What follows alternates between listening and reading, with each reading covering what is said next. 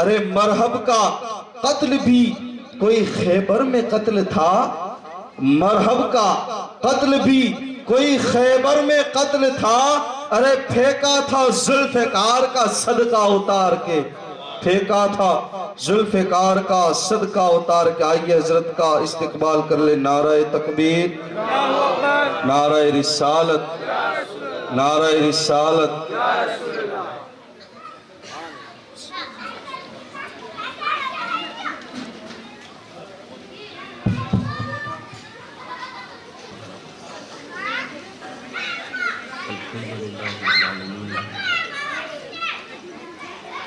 الحمد لله رب العالمين نحمده ونصلي ونسلم على رسوله الكريم الرؤوف الرحيم أما بعد فأعوذ بالله من الشيطان الرجيم بسم الله الرحمن الرحيم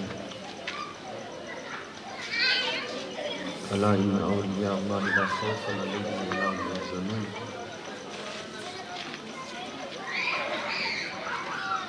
صدق الله مولانا العظيم۔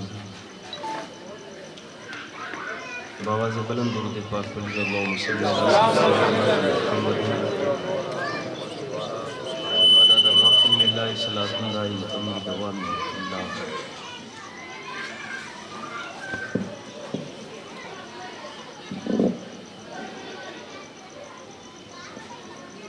ایک بار اور بآواز بلند اللہم صلی اللہ علیہ وسلم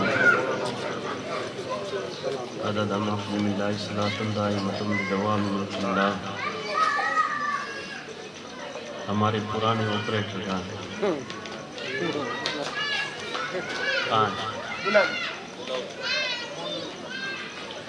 درود پاک پڑھیے اللہم صلی علی سیدنا مولانا محمد عدد ما فی اللہ صلاۃ دائمۃ بدوام اللہ۔ آپ حضرات تھوڑے نزدیک آ جاؤ تو اچھا ہوگا۔ جو پیچھے بیٹھے ہیں حضرات ان سے گزارش کرتا ہوں کہ یہاں جگہ خالی ہے، آپ آگے آ جاؤ۔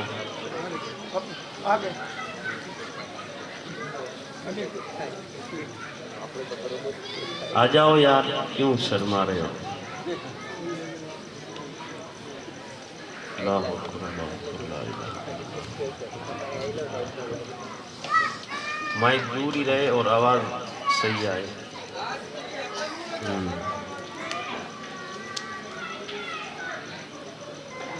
درود پاک بآواز بلند اللہم صلی علی سیدنا مولانا محمد عدد ما فی اللہ صلاۃ دائمۃ بدوام اللہ۔ اللہ تبارک و تعالیٰ کا فضل و کرم ہے، اس کی دی ہوئی توفیق سے ہم اور آپ اللہ کے خاص محبوب بندے حضرت شیخ مبارک نوبی، ان کے اور ان کی بہن حضرت ماں مصرا، ان کے اس عرس کی تقریب میں ہم بیٹھے ہوئے ہیں۔ اللہ تبارک و تعالی ہمارا یہاں بیٹھنا اپنی بارگاہ میں قبول فرمائے، اور رب تبارک و تعالی سرکار شیخ مبارک آپ کی نگاہ کرم ہم پر ہو جائے۔ الحمدللہ ہم جس جگہ بیٹھے ہیں یہ تو ماں مصرا کا ایک چلہ شریف ہے، مگر آپ کا اور آپ کے بھائی حضرت شیخ مبارک رتن پور شریف میں آرام فرما ہے، اور رب تبارک و تعالیٰ کا شکر ہے کہ رب تبارک و تعالیٰ نے ہمیں ایسے اپنے محبوب بندوں کا چاہنے والا بنایا، اور رب تبارک و تعالیٰ نے ان کا دامن ہمارے ہاتھوں میں عطا فرمایا، اور اللہ تعالیٰ سے ہم یہی دعا کرتے ہیں کہ رب تبارک و تعالیٰ ہم سب کو، ہماری مائیں بہنوں کو بھی ان اولیاء اللہ اور ان کے جو رشتے میں خواتین ہیں، اللہ تعالیٰ ہماری ماؤں بہنوں کو بھی ماں مصرا کے نقش قدم پر چلائے، ہمیں حضرت شیخ مبارک کے نقش قدم پر چلائے۔ اللہ والوں نے یہی پیغام امت کو اور بھٹکے ہوئے لوگوں کو اللہ اور اس کے رسول کی طرف بلانے کے لیے کتنی دور سے آپ تشریف لائے، اور آپ نے یہاں آ کر کفر اور شرک کو جو لوگوں کی آنکھوں میں دھول جھونکے ہوئے تھا اس کو آپ نے آ کر مٹایا، اور ہمیں سیدھا راستہ بتایا کہ آج ہم اللہ اور اس کے رسول کے چاہنے والے ہیں، الحمدللہ مسلمان ہیں۔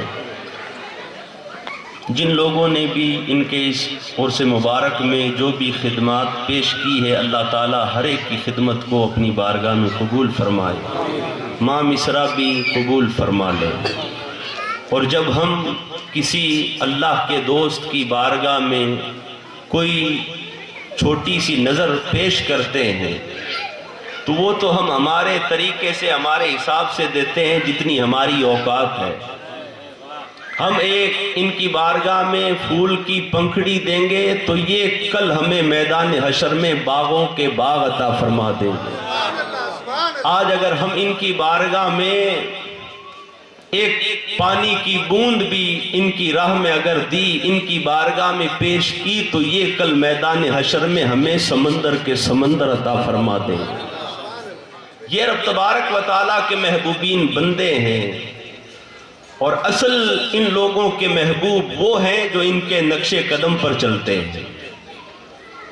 اب آپ نے حضرت ماں مصرا اور ان کے بھائی حضرت شیخ مبارک، ان کے بارے میں سنا ہوگا کہ یہ کتنی دور سے اپنا ملک، اپنا گھر بار چھوڑ کر یہاں سمندری علاقے سے، سمندری راہ سے آپ نے سفر فرما کر یہاں پہنچے، اور پہنچ کر آپ نے جو کفر پھیلا ہوا تھا، جو شرک ہو رہا تھا، اس کو آپ نے مٹا ڈالا، اور آپ نے لوگوں کے دلوں کے اندر اسلام کی شمع کو روشن فرما دیا۔ یہ ان لوگوں کا کس قدر رب تبارک و تعالیٰ کی بارگاہ میں امتحان ہے کہ انہوں نے سب کچھ چھوڑ دیا۔ اور آج ہم جب اذان ہوتی ہے ہم ہمارے گھر والوں کو، دکان کو نہیں چھوڑتے ہیں، ہم کیسے ان کے چاہنے والے ہیں۔ آج ہم ان کا عرس منانے کے لیے بیٹھے ہوئے ہیں تو اصل ہونا یہ چاہیے کہ جب بھی اذان کی آواز آئے ہم اپنے کام کو چھوڑ کر مسجد کی طرف چلے جائیں، اس لیے کہ پکارا کہاں سے جا رہا ہے؟ اللہ تبارک و تعالیٰ کے گھر سے پکارا جا رہا ہے، حضور صلی اللہ علیہ وسلم کا نام لے کر تمہیں بلایا جا رہا ہے۔ اور ہم لوگ اگر بے فکری میں رہیں تو پھر ہم کیسے مسلمان ہیں، اور اس رب تبارک و تعالیٰ کے کیسے بندے ہیں، اور حضور صلی اللہ علیہ وسلم کے کیسے چاہنے والے ہیں؟ تو پھر ہماری محبت یہ اصل محبت نہیں ہے۔ درود پاک پڑھ لیجیے۔ اور ان کا چاہنے والا بنایا تو ہمیں چاہیے کہ اصل ہم اپنی حقیقت کی طرف لوٹیں، جو اللہ اور اس کے رسول سے محبت کرنے کا حق ہے اس کو اپنانے کی کوشش کریں، اس لیے کہ جب ہم رب تبارک و تعالیٰ سے ایسی محبت کرنے لگ جائیں گے تو رب تبارک و تعالیٰ بھی ہم سے محبت فرمائے گا، مدینے والے آقا بھی ہم سے محبت فرمانے لگ جائیں گے۔ اگر ہم ان کے بتائے ہوئے راستے پر چلنے لگ جائیں گے تو پھر ہمیں کسی اور کے اشارے کی ضرورت نہیں پڑے گی، بلکہ خود مدینے والے ہمیں راستہ بتائیں گے۔ جیسا کہ حضرت شیخ مبارک کو حضور صلی اللہ علیہ وسلم کی طرف سے، آپ کی طرف سے آپ کے شیخ کو حضرت شیخ اسماعیل بن صدیق، آپ کو کہا گیا کہ انہیں رتن پور بھیجا جائے، اور کس لیے بھیجا جائے؟ اس لیے کہ وہاں پر کفر اور شرک پھیلا ہوا تھا۔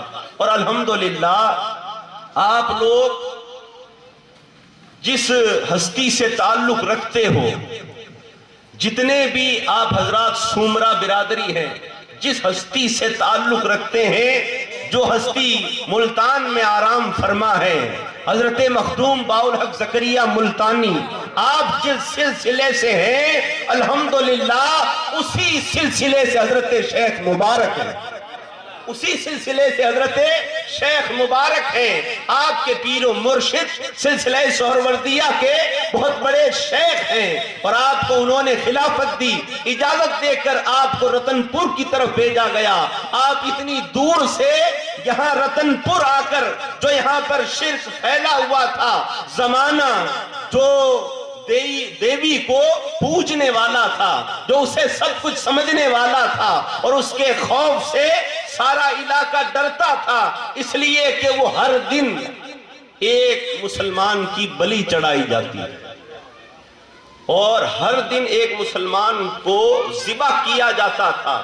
اس چیز کو ختم کرنے کے لیے حضرت شیخ مبارک آپ سوڈان سے، افریقہ سے، آپ وہاں سے اس طرف سمندری علاقے سے روانہ ہوئے، اور آپ کے ساتھ میں آپ کی بہن بھی ہو گئی، جن کی بارگاہ میں ہم خیراج عقیدت پیش کرنے کے لیے بیٹھے ہوئے ہیں۔ اور اللہ والے جو ہوتے ہیں، ان کے گھر میں رہنے والی خواتین بھی اللہ کی ولیہ اور نیک بندیاں ہوا کرتی، اس قدر رب تبارک و تعالیٰ نے آپ کو شان اور عظمت عطا فرمائی۔ اور میں ان کی زیادہ تو تاریخ نہیں جانتا ہوں، مجھے جتنا بتایا گیا اور جتنی کوشش کی میں نے اتنی باتیں آپ کے سامنے رکھی ہے کہ حضرت امام مصرا آپ بھی رب تبارک و تعالیٰ کی محبوب بندی تھی، اس قدر رب تبارک و تعالیٰ کی عبادت گزار بندی تھی کہ آپ نے اپنی چادر کو سمندر پر رکھ دیا اور کہا کہ بھائی اس پر سوار ہو جاؤ، کشتی نہیں ہے تو ہمیں کشتی کی کہاں ضرورت ہے، ارے ہم جس سے محبت کرتے ہیں اگر ہم اس کا نام لے کر اگر سمندر پر کپڑا بھی رکھ دیں تو وہ ایک کشتی کے مانند چلنے لگ جائے، اور آپ اس کپڑے پر اپنی چادر پر سوار ہو کر آپ اس طرف تشریف لے آئے۔ اس قدر رب تبارک و تعالیٰ نے آپ کو شان عطا فرمائی۔ الحمدللہ ہم ان بزرگوں سے، ان ہستیوں سے جڑے ہوئے ہیں، تو ہمیں بھی چاہیے کہ ہم لوگ ان اولیاء اللہ کے نقش قدم پر چلنے والے ہو جائیں، ان اولیاء کرام کی دی ہوئی تعلیمات کو اپنانے لگ جائیں، ان رب تبارک و تعالیٰ کے محبوب بندے کے بتائے ہوئے راستوں پر چلنے لگ جائیں۔ جب ہم چلیں گے تو رب تبارک و تعالیٰ ہم سے راضی ہو جائے، سرکار صلی اللہ علیہ وسلم آپ بھی ہم سے راضی ہو جائیں گے۔ اور دیکھو ہمارے سرکار صلی اللہ علیہ وسلم آپ آرام فرما ہے مدینہ میں، مگر آپ کی توجہ، آپ کی نگاہ کہاں کہاں تک تھی، کہاں کہاں آپ نے اپنے محبوبوں کو کہاں کہاں تک بھیجا۔ ہمارے یہاں پر بھی ایسا ہی معاملہ تھا ناگور شہر کے اندر کہ ہر دن ایک مسلمان کی بلی چڑھائی جاتی تھی، تو وہاں ماحول ایسا تھا، مسلمان کو پکڑا جاتا تھا اور بھیرو کے سامنے اس کو ذبح کر دیا جاتا تھا، اور حضرت قاضی حمید الدین ناگوری جو سب سے پہلے ناگور میں تشریف لائے، اور دیکھو اتفاق کی بات کہ حضرت قاضی حمید الدین ناگوری آپ بھی سہروردی ہیں، آپ بھی سہروردی ہیں، حضرت شیخ مبارک آپ بھی سہروردی ہیں، آپ کو بھی اسی کام کے لیے بھیجا گیا تھا، اور حضرت قاضی حمید الدین کو بھی اسی کام کے لیے بھیجا گیا تھا۔ آپ جب آئے ناگور کے اندر تو وہاں کا جو راجہ تھا وہ ہر دن ایک مسلمان کی بلی چڑھایا کرتا تھا، اپنے بھیرو کے سامنے، اپنے اس بت کے سامنے۔ جب آپ تشریف لائے آپ کو کوئی نہیں پہچانتا تھا کہ یہ گدڑی پوش کون ہے، یہ کون آیا ہے؟ کوئی نہیں جانتا تھا۔ آپ بہت لمبے سفر سے آئے تھے، بھوکے تھے اور آپ کے کپڑے بھی میلے تھے۔ آپ جب ایک راستے سے گزر رہے تھے تب آپ نے دیکھا کہ ایک بوڑھی عورت اپنے دروازے پر بیٹھی رو رہی ہے۔ آپ نے اس سے جا کر کہا، مائی کیا بات ہے؟ تو اتنی رو کیوں رہی ہے اور کیا بات ہے؟ تیرا چہرے، تیرے آنکھوں سے آنسو بہ رہے ہیں، تجھے کس بات کی فکر ہے؟ کس بات کا غم لگ گیا ہے؟ اس نے پہچانا نہیں، اس نے جانا نہیں کہ یہ کون ہے۔ آپ نے کہا کہ تم چلے جاؤ، تم کیا کر لو گے اگر میں میرا غم بتا دوں؟ تم کیا کرو گے میری مدد؟ کہا کہ بتاؤ تو صحیح ہوا کیا ہے؟ تو کہا کہ ہوا یوں ہے کہ آج میرا جو بیٹا ہے اس کی آج بلی کا دن ہے۔ کل صبح ہوتے ہی ابھی تھوڑی دیر پہلے راجا کے سپاہی آئے تھے اور انہوں نے مجھے آ کر کہا کہ کل تیرے بیٹے کو تیار رکھنا، راجا کا حکم ہے کہ ہم اسے لینے کے لیے کل صبح سورج نکلنے سے پہلے پہلے آئیں گے اور اسے لے جائیں گے۔ اور میرا اکلوتا بیٹا ہے، اس کے سوا میرے پاس میں اور کوئی سرمایہ نہیں ہے، اور اگر میرا وہی بیٹا چلا گیا تو پھر میں کس کو دیکھ کر زندہ رہوں گی؟ میں میرے بیٹے کے غم میں رو رہی ہوں۔ تو حضرت قاضی حمید الدین ناگوری آپ نے کہا کہ مائی تو مت رو، مجھے بہت بھوک لگی ہے، تو مجھے روٹی کھلا دے اور غم مت کر، میں تیرا غم دور کر دوں گا۔ کہا کہ کیسے کرے گا؟ کہا کہ ماں میں ایسے کروں گا کہ تو تیرے بیٹے کو چھپا دینا اور مجھے اپنا بیٹا بتا دینا، مجھے اپنا بیٹا کہہ دینا کہ یہ میرا بیٹا ہے، تیرے بیٹے کی جگہ مجھے سلا دینا، اور جب سپاہی آئیں تو میری طرف اشارہ کر دینا۔ تو وہ عورت خوش ہو گئی، اس نے کہا کہ اچھا تمہیں بھیج دوں، تمہیں تمہاری موت کی فکر نہیں ہے۔ قاضی حمید الدین ناگوری نے کہا کہ جس کو رب پر بھروسہ ہوتا ہے اس کو موت کی فکر ہوتی ہی نہیں ہے۔ آپ نے کہا کہ مجھے کوئی فکر نہیں ہے، اور آپ نے یوں کہہ کر وہاں کھانا کھایا، اور رات کے وقت آپ اس لڑکے کے بستر پر سو گئے، اور جب صبح سورج نکلنے سے پہلے جب سپاہی آئے آپ کو اٹھا لیا گیا، آپ کو لے جایا گیا اور آپ کو لے جا کر قید خانے میں بند کر دیا گیا۔ اب وقت تھا کہ اتنے بج کر اتنے منٹ پر فلاں بت کے سامنے اس کی بلی چڑھائی جائے گی، اس وقت اسے میدان میں لایا جائے گا۔ آپ قید خانے میں تھے، وہ تو آپ کو بند کر کے آ گئے تھے، مگر جب وقت ہوا تھا، جس وقت آپ کو ذبح کرنے کا جب وقت آیا، راجا نے حکم دیا کہ جاؤ اس لڑکے کو لے کر آؤ۔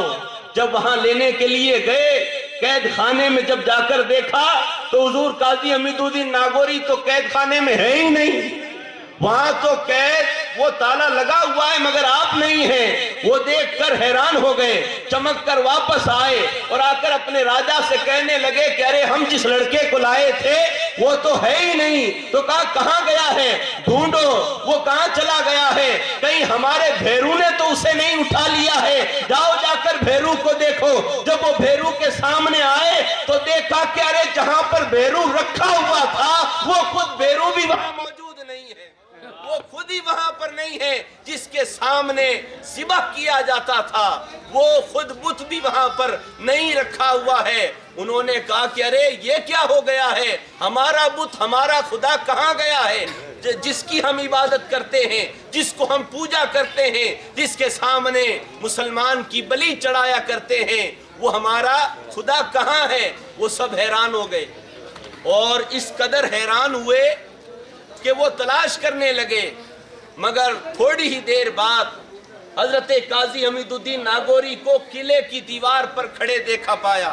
آپ قلعے کی دیوار پر کھڑے ہیں، اور جب سارے سپاہیوں نے دیکھا کہ حضور قاضی حمید الدین ناگوری وہ حسین اور خوبصورت جوان ایک دیوار پر کھڑا ہے، اس وقت راجا نے اپنے سپاہیوں سے کہا کہ اسے مارو، اس کی طرف تیر چلاؤ۔ جب آپ کی طرف تیر چلائے گئے تو اس قدر آپ کے سامنے جو بھی تیر آتا تھا وہ تیر آپ کے پاس آ کر سائیڈ میں ہو کر گزر جایا کرتا تھا۔ اس قدر آپ کے سامنے تیر آتا اور سائیڈ میں ہو کر چلا جاتا تھا. وہ سب یہ دیکھ کر حیران ہو گئے. سارے تیر ختم ہو گئے. کہا کہ اب کیا کریں؟ کہا کہ اب پتھر پھینکو. جب آپ کے سامنے پتھر پھینکے گئے، جو پتھر پھینکا جاتا تھا حضور قاضی حمید الدین ناگوری کے پاس وہ پتھر جا کر آپ کے پاس جا کر دیوار کی طرح، دیوار کی صورت میں ایک دیوار بنتی جا رہی ہے. ادھر بھی دیوار بن رہی ہے. وہ پتھر آتا ہے، ادھر جا کر گرتا ہے، ادھر دیوار بن رہی ہے. اور زمانے نے کہا کہ جو پتھر حضور قاضی حمید الدین ناگوری پر چلائے گئے تھے، حضور قاضی حمید الدین ناگوری نے انہی پتھروں سے ناگور کے اندر سب سے پہلی مسجد بنا دی. سب سے پہلی مسجد تعمیر فرمائی.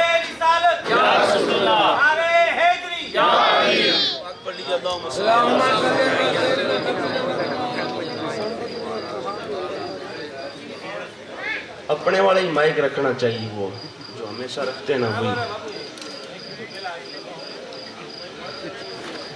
چلو درود پاک پڑھ لیجیے. اللہم صلی علی سیدنا. تو اس قدر رب تبارک و تعالیٰ نے اپنے اولیاؤں کو یہ شان عطا فرمائی. اور آپ نے وہ جو ان کا بھیرو تھا، وہ جو ان کا خدا بت تھا، اور وہ اس قدر بھیانک صورت والا تھا کہ آپ نے اسی راجہ کے قلعے کی دیوار پیچھے آپ نے اس کو زمین میں گاڑ دیا تھا. اور حضرت شیخ مبارک آپ کا یہی واقعہ اٹھا کر دیکھو تو آپ کے لیے بھی یہی ہے کہ آپ نے اس ماکھن دیوی کو بھی زمین میں گاڑ دیا تھا. جب آپ گاڑ رہے تھے تو حضرت امام اسرا نے کہا کہ بھائی آپ پیچھے ہٹ جاؤ، اسے میں دیکھتی ہوں، اسے میں دیکھتی ہوں. اور آپ آگے بڑھ کر آپ نے اسے زمین میں ایسا گاڑا کہ وہ واپس نظر ہی نہیں آئے.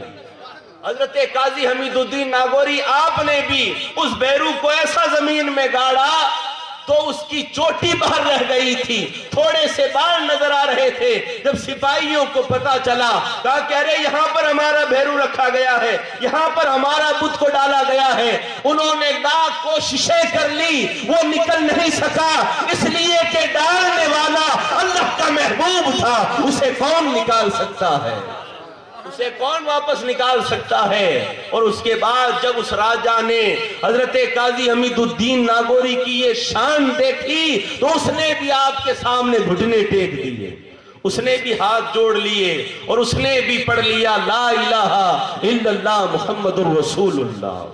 ان اولیاء کرام نے یوں آ کر رتن پور کے اندر اسلام کے پرچم لہرا دیے، ناگور میں پرچم لہرا دیے، پورے ہندوستان کے اندر دین کی شمع جگہ جگہ پر روشن کر دی. ارے یہ جگہ جگہ پر اسلام کے پرچم لہرانے والی ذات کون ہے؟ ارے ہمارے آقا حضور صلی اللہ علیہ وسلم ہے، جو اپنے محبوبوں کو بھیج کر ساری دنیا کے اندر آپ نے اسلام کا پرچم لہرا دیا. آپ کے صحابہ کرام نے کہاں کہاں پہنچ کر دین اسلام کے پرچم لہرا دیے اور کس قدر ان لوگوں نے قربانیاں دی ہیں. الحمدللہ ہم ان کے چاہنے والے ہیں تو ہمیں چاہیے کہ اگر ہم ان جیسا کام نہ کر سکے تو اتنا تو کریں کہ ہم رب تبارک و تعالیٰ کے سچے بندے ہو جائیں، رب تبارک و تعالیٰ کے بارگاہ کے نمازی ہو جائیں، حضور صلی اللہ علیہ وسلم کے سچے عاشق ہو جائیں. اس لیے کہ ولایت کا دروازہ بند نہیں ہوا، آج بھی ولی بن رہے. حضور غوث پاک کی بارگاہ میں نام لکھا جاتا ہے، اس کی پوری زندگی کے اعمال، اس کی عبادتیں، ریاضتیں، نفس کشی، اس کے سارے زہد اور تقوی حضور غوث پاک کی بارگاہ میں پیش ہوتا ہے. اور جب سرکار غوث پاک آپ توجہ فرما دیتے ہیں، دیکھ لیتے ہیں کہ ہاں یہ اس لائق ہو گیا ہے، تب آپ اپنی اس لسٹ کے اندر ان کا نام لکھ لیتے ہیں. رب تبارک و تعالیٰ انہیں ولایت کا تاج پہنا دیتا ہے. آج بھی ولی بنائے جا رہے ہیں، ولایت کا دروازہ بند نہیں ہوا ہے. اس لیے کہ ولایت جو چل رہی ہے وہ نجف شریف سے چل رہی ہے. سرکار مولا علی کی حضرت غوث پاک آپ اس کا نام لکھتے ہیں اور مہر سرکار مولا علی آپ رکھتے ہیں. آپ کی مہر لگتی ہے تب کسی کو ولی بنایا جاتا ہے۔ جب سرکار غوث پاک دیکھ لیتے ہیں نام لکھ کر پھر نجف کی طرف بھیجا جاتا ہے، پھر سرکار مولا علی آپ دیکھ لیتے ہیں، آپ جب مہر لگا دیتے ہیں اس کے بعد سرکار کی بارگاہ میں اس کا نام پیش کیا جاتا ہے۔ جب سرکار بھی اسے قبول کر لیتے ہیں تو پھر اسے اپنی کچہری میں بلا لیتے ہیں، پھر اپنے کچہری میں اسے بلا لیتے ہیں، پھر اسے کام بھی سونپ دیے جاتے ہیں۔ یہ سلسلہ آج بھی جاری ہے۔ ہو کوئی رب تبارک و تعالیٰ سے محبت کرنے والا، ہو کوئی رب تبارک و تعالیٰ سے عشق کرنے والا، ہو کوئی ایسا عبادت گزار، ہو کوئی رب تبارک و تعالیٰ سے ایسا ڈرنے والا، حضور صلی اللہ علیہ وسلم سے ایسی محبت اور ایسا عشق رکھنے والا، ان کے نقش قدم پر چلنے والا، تو آج بھی اولیاء کرام حضور غوث پاک ایسے لوگوں پر آپ کی نگاہ ہوتی ہے، جب آپ کی بارگاہ میں وہ قبول ہو جاتا ہے تو پھر اسے ولایت کا تاج پہنا دیا جاتا ہے۔ اور سرکار مولا علی آپ کی بارگاہ سے ولایت پر مہر لگتی ہے۔ اور ایک بات تو یہ دیکھو کہ حضور صلی اللہ علیہ وسلم نے، ہمارے پیارے آقا نے سرکار مولا علی کو آپ کے لیے فرمایا انا مدینۃ العلم والیم بابھا، میں علم کا شہر ہوں اور علی اس کا دروازہ ہے۔ اور سرکار نے یہاں پر خود کو علم کا شہر کہا، سرکار مولا علی کو علم کے شہر کا دروازہ کہا۔ اب آپ یہاں سرکار کے فرمان پر غور کرو کہ سرکار نے خود کو علم کا شہر کہا اور حضرت مولا علی کو علم کے شہر کا دروازہ کہا۔ شہر جو ہوتا ہے اس کے کئی دروازے ہوتے ہیں، شہر جو ہوتا ہے اس کے کئی دروازے ہوتے ہیں، کوئی بڑا دروازہ ہوتا ہے، کوئی چھوٹے چھوٹے بھی دروازے ہوتے ہیں، تو کوئی اشرف علی تھانوی جیسے بھی چرا کر علم لے آئے ہیں، کوئی فیضی جیسا علم اٹھا کر لے آیا ہے، یہ انجینئر جیسے علم اٹھا کر لے آئے ہیں، یہ جو بڑے بڑے بد عقیدہ لوگ ہیں انہوں نے بھی کچھ علم وہاں سے اٹھا لیا ہے، مگر ہاں ان کے پاس علم تو آ گیا ہے، مگر دوسری طرف سرکار نے فرمایا انا دار الحکمہ، آپ نے فرمایا میں حکمت کا گھر ہوں، انا دار الحکمہ وعلیم بابھا، وعلیم بابھا، آپ نے فرمایا میں حکمت کا گھر ہوں اور علی اس کا دروازہ۔ اب جو گھر ہوتا ہے اس کا تو ایک ہی دروازہ ہوتا ہے، اس کا تو ایک ہی دروازہ ہوتا ہے، شہر کے تو اور بھی دروازے ہوتے ہیں، کہیں سے کوئی علم اٹھا کر لے گیا، مگر حضور نے جب ولایت کی بات فرمائی تو فرمایا کہ میں حکمت کا گھر ہوں اور علی اس کا دروازہ ہے۔ اب دنیا کے اندر اٹھا کر دیکھ لو، اشرف علی تھانوی تو مل جائے گا مگر اس کے پاس ولایت نہیں ملے گی، اس لیے کہ ولایت دیکھنی ہو اور علم بھی دیکھنا ہو تو بریلی جا کر دیکھ لیا جائے، امام احمد رضا کو دیکھ لیا جائے، سر ہند میں امام ربانی مجدد الفسانی کو دیکھ لیا جائے۔ ارے علم کے بھی وہ پہاڑ ہوئے ہیں اور ولایت کے بھی شہسوار ہوئے ہیں، اس لیے کہ ولایت انہیں نہیں ملتی ہے، علم تو دے دیا جاتا ہے مگر ولایت نہیں ملتی ہے، اس لیے کہ سرکار نے فرمایا انا دار الحکمہ وعلیم بابھا، میں حکمت کا گھر ہوں اور علی اس کا دروازہ ہے۔ آپ کے فرمان پر غور کرو کہ میں حکمت کا گھر ہوں، گھر کا ایک ہی دروازہ ہوتا ہے، اب جسے ولایت چاہیے اسے تو حضرت مولا علی کے دروازے پر جانا ہی پڑے گا، اور یہ بدبخت لوگ ہرگز ولی ہو نہیں سکتے ہیں، عالم ہو سکتا ہے مگر اللہ کا ولی نہیں ہو سکتا ہے۔ پوری دنیا کے اندر اٹھا کر دیکھ لو، ہمارے اولیاء کرام کی سیرتیں پڑھ کر دیکھ لو، وہ علم کے اندر بھی اس قدر رب تبارک و تعالیٰ کی بارگاہ میں اور علم کے بھی اس قدر وہ سمندر ہوئے ہیں، رب تبارک و تعالیٰ کی بارگاہ سے انہیں ولایت سے بھی نوازا گیا، اس لیے کہ وہ سرکار مولا علی کی بارگاہ تک پہنچے ہیں، اس دروازے تک پہنچے ہیں، سرکار مولا علی سے انہوں نے فیض پایا۔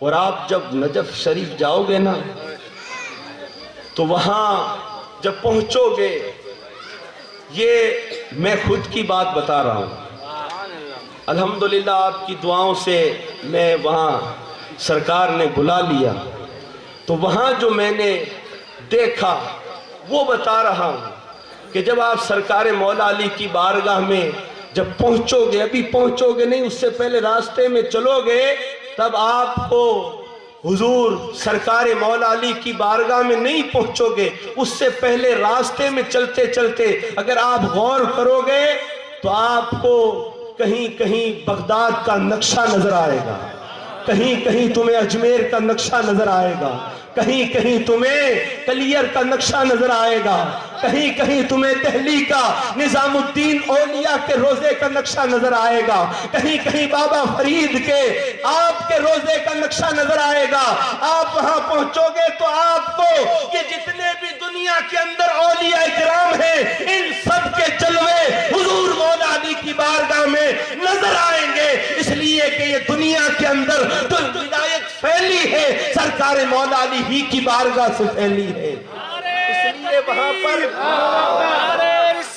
ہر ایک نقشہ آپ کو وہاں پر دیکھنے کے لیے مل جائے گا، اس لیے کہ یہ جتنے بھی چراغ اور شمع جل رہی ہے وہ نجف شریف ہی سے جلائی ہوئی جل رہی ہے، اس لیے وہاں پر سارے نقشے جمع ہو جاتے ہیں، ساری رونقیں، ساری خوشیاں اور ساری وہ کیفیات سرکار مولا علی کی بارگاہ میں نظر آتی۔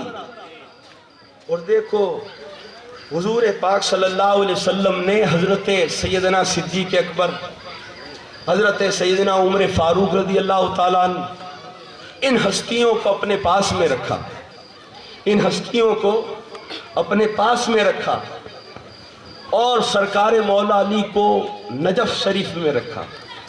اس میں کیا بات ہے، اس میں کیا حکمت ہے؟ سرکار مولا علی کو اتنی دور کیوں رکھا؟ اور حضرت عثمان غنی آپ مدینہ شریف میں ہیں، جنت البقیع میں ہیں، اور سرکار مولا علی آپ ہیں نجف میں، آپ اتنی دور ہیں، اس میں کیا حکمت ہے؟ اس میں حکمت یہ ہے، سمجھنے کی بات یہ ہے کہ جب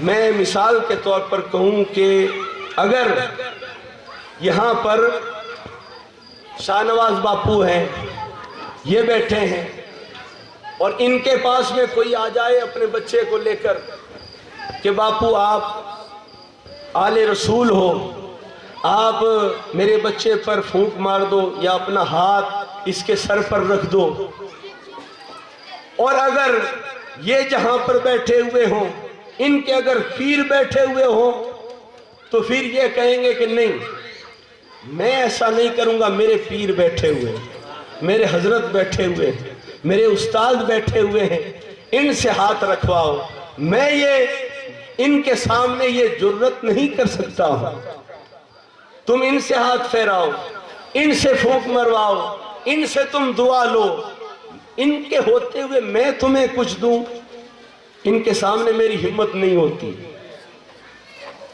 تو یہ ایک مثال کافی ہے۔ سرکار سیدنا صدیق اکبر سے کوئی خیرات لینے کے لیے جائے تو پھر وہ نہیں کہیں گے کہ میں دے رہا ہوں، وہ وہاں پر سرکار کی طرف توجہ فرمائیں گے کہ آقا جہاں پر جلوہ فرما ہو وہاں صدیق کی کیا ہمت کہ صدیق کسی کو کچھ دے دے، عمر کی کیا ہمت کہ عمر کسی کو کچھ دے دے، مگر ہاں دنیا کے اندر ولایت پہنچانی تھی، ولایت کو پھیلانا تھا، کسی کو غوث بنانا تھا، کسی کو اجمیر کا بادشاہ بنانا تھا، کسی کو دہلی میں بٹھانا تھا، کسی کو کلیر میں بٹھانا تھا، ارے ولایت دنیا میں پھیلنی تھی، اس لیے مولا علی کو دور بٹھایا تاکہ علی تو یہاں بیٹھ جا، اگر یہاں بیٹھ گیا تو تو میری طرف اشارہ کر دے گا، علی تو نجف میں جا کر بیٹھ جا، اگر کوئی ولایت لینے کے لیے آئے تو علی میری طرف اشارہ نہ کرنا، تو خود عطا فرماتے چلے جانا، اس لیے کہ ہم نے تجھے ولایت کا امام بنا دیا ہے، اب جو بھی تیری بارگاہ میں آئے تو عطا کرتے چلے جانا۔ اس لیے سرکار مولا علی کو نجف میں بٹھایا ہے کہ جو بھی جس کو بھی ولایت چاہیے وہ یہاں آ جائے، جس کو بھی علم چاہیے وہ یہاں آ جائے۔ علم بھی پھیلا ہے تو سرکار مولا علی کی بارگاہ سے، ولایت پھیلی ہے تو سرکار مولا علی کی بارگاہ سے۔ اس میں حکمت یہی ہے کہ سرکار مولا علی کو دور رکھا گیا۔ پاس میں ہوتے تو سرکار مولا علی کہتے کہ میں دوں، نہیں، سرکار مولا علی کو تو یہ مقام اور اس تخت پر بٹھانا تھا۔ آپ کو یہ شان رب تبارک و تعالیٰ نے عطا فرمائی، اور تو اور اللہ والوں نے فرمایا کہ حضرت آدم علیہ السلام سے لے کر اب تک جو بھی ولی بنے ہیں یا بنیں گے یا ہوں گے، وہ سارے کے سارے ان کو جتنی بھی ولایتیں دی جائے گی وہ سرکار مولا علی ہی کی بارگاہ سے عطا کی جائے گی، آدم علیہ السلام سے لے کر اب تک۔ اور سرکار مولا علی آپ کی شان آپ سے بھی متعلق اس ہمارے پروگرام کو رکھا گیا، اس لیے کہ آپ کی ولادت اسی مہینے کے اندر ہوئی، 13 رجب کے اندر ہوئی، اور سرکار مولا علی آپ حضور صلی اللہ علیہ وسلم پر سب سے پہلے بچوں میں سب سے پہلے ایمان لانے والے آپ۔ مگر یہاں پر بات پوری نہیں ہوتی ہے۔ سرکار مولا علی آپ بچپن میں، آپ کی عمر 8 یا 10 برس کی تھی، اس وقت آپ ایمان لے آئے، مگر نہیں، سرکار مولا علی ابھی آپ دنیا میں تشریف نہیں لائے، اس سے پہلے مصطفیٰ کو امام الانبیاء مانتے تھے، اس سے پہلے سرکار کو امام الانبیاء مانتے تھے۔ وہ کیسے کہ جب آپ اپنی ماں کے شکم میں تھے، حضرت فاطمہ بنت اسد کے جب شکم میں تھے، اور سرکار صلی اللہ علیہ وسلم جب آپ اپنی چچی کے یہاں حضرت فاطمہ بنت اسد کے گھر حضرت ابو طالب کے گھر جایا کرتے تھے، حضرت فاطمہ بنت اسد جب حضور صلی اللہ علیہ وسلم کو دیکھا کرتی تھی تو آپ کھڑی ہو جایا کرتی تھی۔ سرکار نے فرمایا، ماں آپ میری ماں کے برابر ہو، آپ نے مجھے پالا ہے، اور ماں اپنے بیٹوں کے آنے پر کھڑی نہیں ہوا کرتی ہے۔ ارے آپ کا ادب میں کروں یا آپ میرا ادب کرو، آپ میرے آنے پر کھڑی کیوں ہو جاتی ہو؟ اس وقت حضرت فاطمہ بنت اسد آپ نے کہا کہ محمد، ارے میں خود کھڑی نہیں ہوتی ہوں، ارے یہ جو میرے شکم میں بچہ ہے، ارے جب تم آتے ہو تو یہ میرے پیٹ میں اکڑ جاتا ہے اور کہتا ہے ماں کھڑی ہو جا، امام الانبیاء آ رہے ہیں، اے ماں کھڑی ہو جا، امام الانبیاء آ رہے ہیں، اے ماں کھڑی ہو جا، امام الانبیاء آ رہے ہیں۔ میں کھڑی نہیں ہوتی ہوں بلکہ یہ مجھے کھڑا کرنے پر مجبور کر دیتا ہے۔ بات یہیں پر ختم نہیں ہوئی۔ ایک بار حضرت ابو طالب نے، سرکار مولا علی کے والد نے، وہ بھی غور کرتے تھے، وہ بھی دیکھتے تھے کہ فاطمہ کھڑی ہو جاتی ہے، کیا بات ہے، جب محمد آتے ہیں تو فاطمہ کھڑی ہو جاتی ہے۔ ایک دن انہوں نے کہا کہ چلو آزماتے ہیں۔ حضرت فاطمہ بنت اسد کے کندھوں پر آپ نے زور لگایا اور کہا کہ فاطمہ میں تمہیں اٹھنے نہیں دوں گا۔ سرکار صلی اللہ علیہ وسلم کا ادھر سے آنا ہوا اور ادھر سے حضرت ابو طالب نے حضرت فاطمہ کے کندھے پر زور لگایا، کہا اٹھنے نہیں دوں گا، تمہیں کون اٹھاتا ہے، میں اٹھنے نہیں دوں گا۔ ارے حضرت ابو طالب کو اس وقت خبر نہیں تھی کہ جو شکم میں ہے وہ شیر خدا ہے، آپ نے چاہا کہ اٹھنے نہیں دوں گا، مگر سرکار مولا علی نے، آپ نے اپنی ماں کے شکم میں وہ زور لگایا کہ حضرت ابو طالب کا زور کم پڑ گیا تھا اور آپ نے اپنی والدہ کو اٹھا دیا تھا۔ طالب نے اتنا زور لگایا کہ میں اٹھنے نہیں دوں گا، ادھر شیر خدا نے زور لگایا، اٹھا دیا۔ اب وہ سمجھ گئے کہ یہ کوئی طاقت کوئی اور طاقت ہے، اٹھا دیا، اور پھر سمجھ گئے کہ یہ جو بچہ ہے یہ محمد صلی اللہ علیہ وسلم سے اس قدر عشق کرنے والا ہے۔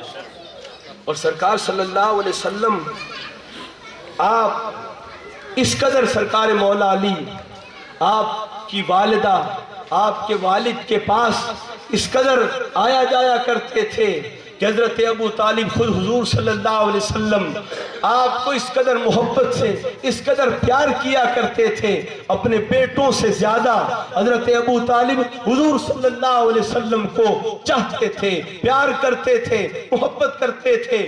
اس گھر کے اندر جب حضرت سرکار مولا علی آپ کی ولادت کا جب وقت قریب آیا، اور تو اور حضرت فاطمہ سرکار مولا علی کی ماں وہ فرماتی ہے کہ صرف میں کھڑی نہیں ہوتی تھی، اور کیا ہوتا تھا، اگر محمد صلی اللہ علیہ وسلم ہمارے گھر میں آتے اور جس طرف جاتے میرے پیٹ میں یہ بچہ اس طرف اپنا رخ کر لیتا تھا، جس طرف سرکار ہوتے اس طرف یہ بچہ گھومتا تھا۔ گویا کہ سرکار مولا علی اپنی ماں کے پیٹ میں بتا رہے ہیں امام الانبیاء ہے، امام الانبیاء کو فیٹ کرنا بھی بے ادبی ہے۔ آپ ہر وقت سرکار کی طرف اپنا رخ کرتے تھے، آپ ہر وقت سرکار کی طرف رخ کرتے تھے، گھومتے تھے پیٹ کے اندر کہ ادھر سرکار جا رہے ہیں، ادھر سرکار جا رہے ہیں۔ اور جب ولادت کا وقت آیا اس وقت آپ کی والدہ خان حرم کعبہ میں تھی، سرکار صلی اللہ علیہ وسلم بھی موجود تھے، اور اس وقت فاطمہ بنت اسد کو جب آپ کو یہ خبر ہوئی کہ اب بچے کی ولادت کا وقت ہے، جب آپ کو درد محسوس ہوا، آپ نے ایک طرف اپنے گھر کے راستے کی طرف دیکھا، ادھر سرکار کے چہرے کو دیکھا، سرکار سمجھ گئے، کہا چچی کیا بات ہے؟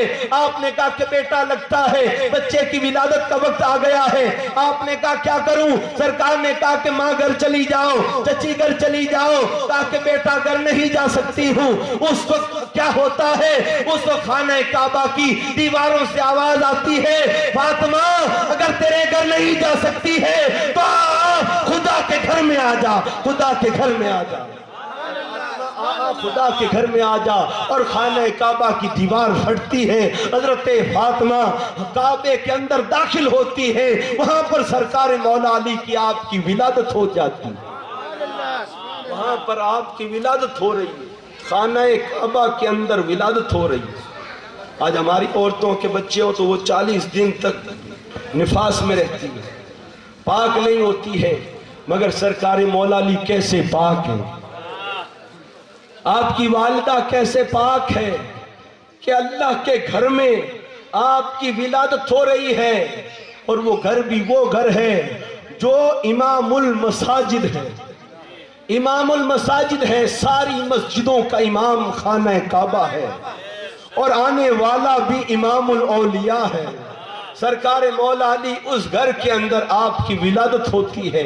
یہاں پر عاشقوں نے کہا کہ ایک وقت وہ بھی آیا تھا جب حضرت مریم قبلہ اول کے اندر رہتی تھی، بیت المقدس کے اندر حجرے میں رہتی تھی، اور جب حضرت عیسیٰ علیہ السلام کی ولادت کا وقت آیا، رب تبارک و تعالیٰ کی طرف سے حکم آیا، مریم بچے کی ولادت کا وقت قریب ہے، مسجد سے باہر آ جا، مریم مسجد سے باہر آ جا، اس لیے کہ بچے کی ولادت کا وقت ہے، مریم باہر آ جا۔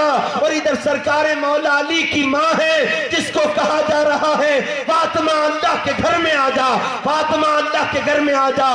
یہاں میں حضرت مولا علی کو عیسیٰ علیہ السلام سے بڑا نہیں بتا رہا ہوں، بلکہ بتانا یہ چاہتا ہوں، ادھر سرکار مولا علی مصطفیٰ کے عاشق ہیں، آپ کے غلام ہیں، آپ کے بھائی ہیں، جن کو رب تبارک و تعالیٰ نے یہ شان عطا فرمائی ہے کہ جن کے لیے خانہ کعبہ کی دیواریں پھٹ جاتی ہے، اور سرکار مولا علی آپ کی ولادت ہوتی ہے، آپ خانہ کعبہ میں آپ کی پیدائش ہوتی ہے، آپ کی ولادت ہو گئی۔ جب سرکار صلی اللہ علیہ وسلم کو خبر بھیجی گئی آپ بہت خوش ہوئے، آپ نے کہا کہ میرا بھائی آیا ہے، میرے چچا کے یہاں میرا ایک بھائی آیا ہے، آپ خوش ہوئے، اور آپ اسی خوشی کے عالم میں جب گھر آئے، اور جب گھر پہنچے، جیسے ہی حجرے میں داخل ہوئے آپ نے دیکھا اس وقت آپ کی چچی کی آنکھوں میں آنسو، چہرے پر اداسی۔ سرکار نے کہا کہ چچی یہ کیا بات ہے؟ ارے جس گھر میں بچے کی ولادت ہوتی ہے وہاں تو چہرے کھل جاتے ہیں، مگر تمہارا چہرہ اترا ہوا کیوں ہے؟ تمہارے آنکھوں میں یہ آنسو کیوں ہیں؟ آپ رو کیوں رہی ہو؟ اس وقت حضرت فاطمہ نے کہا بیٹا محمد میں تمہیں کیا بتاؤں، یہ جو بچہ ہمارے گھر آیا ہے، یہ جو تمہارا بھائی آیا ہے، مجھے لگتا ہے کہ یہ آنکھوں سے نابینا ہے، یہ دیکھ نہیں سکتا ہے۔ اے محمد اس لیے میں غم کے اندر ہوں کہ اس نے جب اب تک آنکھیں نہیں کھولی ہے، لگتا ہے اس کی آنکھیں نہیں ہیں۔ سرکار نے مسکرا کر کہا کہ لاؤ ماں مجھے دکھاؤ، میں دیکھتا ہوں کہ اس کی آنکھیں ہیں کہ نہیں ہیں۔ حضرت فاطمہ بنت اسد حضرت مولا علی کو حضور صلی اللہ علیہ وسلم کی گود میں جو ہی دیتی ہے، سرکار مولا علی جیسے ہی سرکار کی گود میں جاتے ہیں، آپ مسکرا کر اپنی آنکھوں کو کھول کر چہرے بدعا کی زیارت کرتے ہیں اور کہتے ہیں یا رسول اللہ، ارے میں خانہ کعبہ میں پیدا ہوا تو کیا ہوا، میں نے کعبے سے بھی کہہ دیا اے کعبے میں اگر تیرے اندر آیا تو کیا ہوا ہے، اگر دیکھوں گا تو پہلے تجھے بسانے والے محمد کو دیکھوں گا۔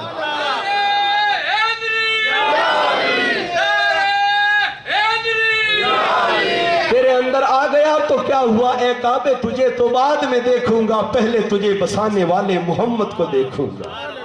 سرکار مولا علی نے مسکرا کر سرکار صلی اللہ علیہ وسلم کے چہرے کی زیارت کی اور مسکرائے۔ سرکار نے فرمایا چچی بھائی کو گھٹی دیتی ہے؟ کہا کہ نہیں اے محمد، تیرے ہوتے ہوئے علی کو کون گھٹی دے، اس لیے کہ اسے باب العلم، اسے علم کا دروازہ، علم کے شہر کا دروازہ بنانا ہے، حکمت کے شہر کا دروازہ بنانا ہے، تمہارے ہوتے ہوئے علی کو کون گھٹی دے سکتا ہے؟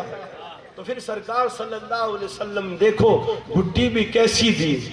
آج ہمارے گھر میں تو سید ہوتا ہے تو بچے کے منہ میں انگلی سے رکھ دیا جاتا ہے، کھجور کا ایک ٹکڑا توڑ کر بچے کے منہ میں رکھ دیا جاتا ہے، مگر سرکار مولا علی کی عظمتوں پر ہم قربان جائیں، سرکار نے شہد نہیں منگوایا، آپ نے کوئی کھجور نہیں منگوائی، آپ نے اپنی زبان یوں ہاں سرکار مولا علی کی منہ میں رکھ دی ہے، اور سرکار مولا علی نے سرکار صلی اللہ علیہ وسلم کی زبان کو چوسا ہے۔ اب بتاؤ کہ جو دنیا میں آئے سب لے، جو گھٹی لے سرکار صلی اللہ علیہ وسلم کی زبان کو جو چوس لے، اس کے علم کا عالم کیا ہوگا، اس کی شان پھر کیسی ہوگی، کس قدر رب تبارک و تعالیٰ نے سرکار مولا علی کو شان عطا فرمائی۔ آپ کو سرکار صلی اللہ علیہ وسلم نے اپنی زبان مبارک چسائی اور اس قدر سرکار صلی اللہ علیہ وسلم حضرت مولا علی سے محبت فرماتے، اور آپ نے سرکار مولا علی کی محبت کو تو دیکھ لیا، دنیا میں نہیں آئے، ماں کے شکم میں تھے، اس وقت سرکار کا کیسا ادب کرتے تھے، کس قدر سرکار صلی اللہ علیہ وسلم سے عشق کرتے تھے، اور تو اور جب آپ جوان ہوئے اور جب آپ کے علم کے چرچے ہوئے، آپ نے سن رکھا ہے کہ ہر سمت سے دیکھو تو سرکار مولا علی کی شان سب سے اعلیٰ نظر آتی ہے، آپ کو ہر طرف سے دیکھو، ہر وصف کی طرف سے دیکھو، رب تبارک و تعالیٰ نے وہ شانیں آپ کو عطا فرمائی ہے، سخاوت میں دیکھو، عبادت میں دیکھو، رب تبارک و تعالیٰ کے عشق میں دیکھو، حضور صلی اللہ علیہ وسلم کے عشق میں دیکھو، اور کس قدر آپ رب تبارک و تعالیٰ سے محبت کرنے والے، عشق کرنے والے، مگر رب تبارک و تعالیٰ سے ڈرنے والے بھی ویسے، اس قدر رب تبارک و تعالیٰ سے ڈرنے والے کہ جب اذان ہوتی تھی حضرت سرکار مولا علی کا رنگ بدل جایا کرتا تھا۔ آج اذانیں ہوتی ہے ہم پر کوئی اثر نہیں ہوتا ہے، اور ہم جن کے چاہنے والے ہیں ان کی حالت یہ ہے کہ جب اذان ہوتی تھی آپ کا رنگ بدل جایا کرتا کہ رب تبارک و تعالیٰ کی طرف سے پیغام آ گیا ہے، کیا پتا مجھ سے اس کی بارگاہ کا عبادت کا حق ادا ہو نہ ہو۔ اور آج ہم اذانیں ہوتی ہے ہمیں کوئی فکر نہیں، اس قدر سرکار مولا علی عبادت سے محبت کرنے والے، اس قدر رب تبارک و تعالیٰ کی عبادت میں رہنے والے، اس قدر رب تبارک و تعالیٰ سے عشق کرنے والے تھے کہ آپ نے سنا نہیں کہ جب سرکار مولا علی کی عصر کی نماز سرکار کی خدمت میں جب سورج ڈوب چکا تھا تو سرکار مولا علی کی آنکھوں میں آنسو آ گئے، آپ رونے لگ گئے، اس لیے کہ آپ کو نماز سے ایسی محبت تھی، اس قدر نماز سے محبت۔ اور دیکھو کہ امام المساجد میں پیدا ہوئے اور اللہ کی عبادت سے اس قدر محبت کرنے، آپ روئے جب عصر کی نماز کا وقت چلا گیا، اور جب آپ کے آنسو سرکار کے رخسار پر گرے تو سرکار اٹھے اور آپ نے فرمایا علی کیا بات ہے؟ تو سرکار مولا علی نے کہا کہ یا رسول اللہ میں نے ابھی عصر کی نماز نہیں پڑھی اور عصر کا وقت چلا گیا، اور عصر کا وقت چلا گیا۔ تو اس وقت سرکار صلی اللہ علیہ وسلم آپ نے فرمایا علی تو میری خدمت میں تھا، تو کیوں غم کرتا ہے؟ اور آپ نے یوں اپنی انگلی کا اشارہ کیا تو ڈوبا ہوا سورج واپس آ گیا، ڈوبا ہوا سورج واپس آ گیا، اور سرکار نے فرمایا علی اپنی نماز پوری کرو، نماز پڑھ لو۔ تو سرکار مولا علی آپ ہر دن تو نماز آپ کی عادت تھی کہ جلدی جلدی پڑھتے تھے، اس لیے کہ آپ سورج کو دیکھا کرتے تھے، اور جب صحابہ نے دیکھا کہ علی اب نماز کی تیاری کر رہے ہیں، اب وضو کر رہے ہیں، تو حضرت مولا علی بڑے آرام سے وضو کر رہے ہیں، اور جب مصلی پر گئے تب بھی بڑے آرام سے گئے۔ سارے صحابہ دیکھ رہے ہیں کہ علی آج الگ ہی موج میں ہے، الگ ہی انداز میں ہے، آج علی کی عجیب ہی حالت ہے کہ یہ آرام سے چل رہے ہیں، قدم بھی دھیرے دھیرے اٹھا رہے ہیں۔ حضرت مولا علی سے صحابہ نے پوچھا علی کیا بات ہے؟ ہر دن تو بہت جلدی جلدی کرتے ہو، آج کیا بات ہے؟ سرکار مولا علی نے کہا کہ ہر دن تو حالت یہ ہوتی ہے کہ علی سورج کو دیکھتا دیکھتا جلدی جلدی کرتا ہے، مگر آج سورج علی کو دیکھ رہا ہے کہ علی کب نماز پوری کرے اور میں اپنے گھر جاؤں۔ آج سورج علی کو دیکھ رہا ہے، اور آج علی سورج کو نہیں دیکھ رہا، سورج علی کو دیکھ رہا ہے۔ ہر دن تو علی دیکھا کرتا تھا، آج سورج دیکھ رہا ہے کہ علی کب نماز پوری کرے اور میں ڈوبوں۔ آپ نے کہا کہ میری جب تک نماز نہیں ہوگی یہ یہیں کہ یہیں رہے گا۔ یہ سرکار مولا علی کی شان ہے، یہ تو آپ کی شان ہے، آپ کے غلاموں کی، جن کو آپ کی بارگاہ سے فیض ملا، ان ہستیوں کی یہ شانیں ہیں کہ بغداد کے اندر ایک بزرگ تھے، ان کو بادشاہ ہارون رشید نے بلوایا، اور بلوا کر اس بادشاہ نے کہا کہ اے فقیر، ہر وقت علی علی کرتا رہتا ہے، تھوڑی سی ہمیں علی کی شان تو سنا، علی کا کوئی ذکر تو کر۔ تو ان اللہ کے ولی وہ اس قدر رب تبارک و تعالیٰ کے محبوب تھے اور سرکار مولا علی سے اس قدر عشق رکھنے والے، اس قدر آپ کی بارگاہ کے فقیر تھے، انہوں نے کہا کہ میں سرکار مولا علی کی شان تیرے سامنے بیان کروں، تجھے بتاؤں کہ علی کیا ہے؟ اگر تو مجھے وقت دے کہ اتنے وقت میں علی کی شان بیان کر، تو میں وہ کوئی وقت دیکھوں کہ میرے پاس اتنا وقت ہے۔ تو بادشاہ نے کہہ دیا کہ تجھے وقت کتنا چاہیے؟ تو کہا کہ مجھے وقت اتنا چاہیے کہ ابھی عصر کی نماز کا وقت جا رہا ہے، اور میں چاہتا ہوں کہ یہ سورج اپنی جگہ ٹھہر جائے، اور جب تک ٹھہرا رہے میں ادھر علی کی شان بیان کرتا رہوں، اس وقت تک یہ سورج ڈوبے نہیں، اس وقت تک یہ سورج ڈوبے نہیں۔ اس بادشاہ نے کہا ایسا ہو سکتا ہے؟ تو کہا کہ ہاں ہو سکتا ہے، تو دنیا کا بادشاہ ہے، اور اگر کوئی علی کی بارگاہ کا فقیر اس سورج کو کہہ دے تو یہ سورج ٹس سے مس نہیں ہوگا، اپنی جگہ سے نہیں ہلے گا۔ کہا کہ وہ فقیر کون ہے؟ کہا کہ وہ تیرے سامنے کھڑا ہے، وہ تیرے سامنے کھڑا ہے۔ حضرت مولا علی کی بارگاہ سے فیض پانے والوں کو اللہ نے یہ شان عطا فرمائی۔ اور ایک اور سرکار بو علی شاہ قلندر، آپ کو بھی جو بھی فیض ملا ہے سرکار مولا علی کی بارگاہ سے ملا۔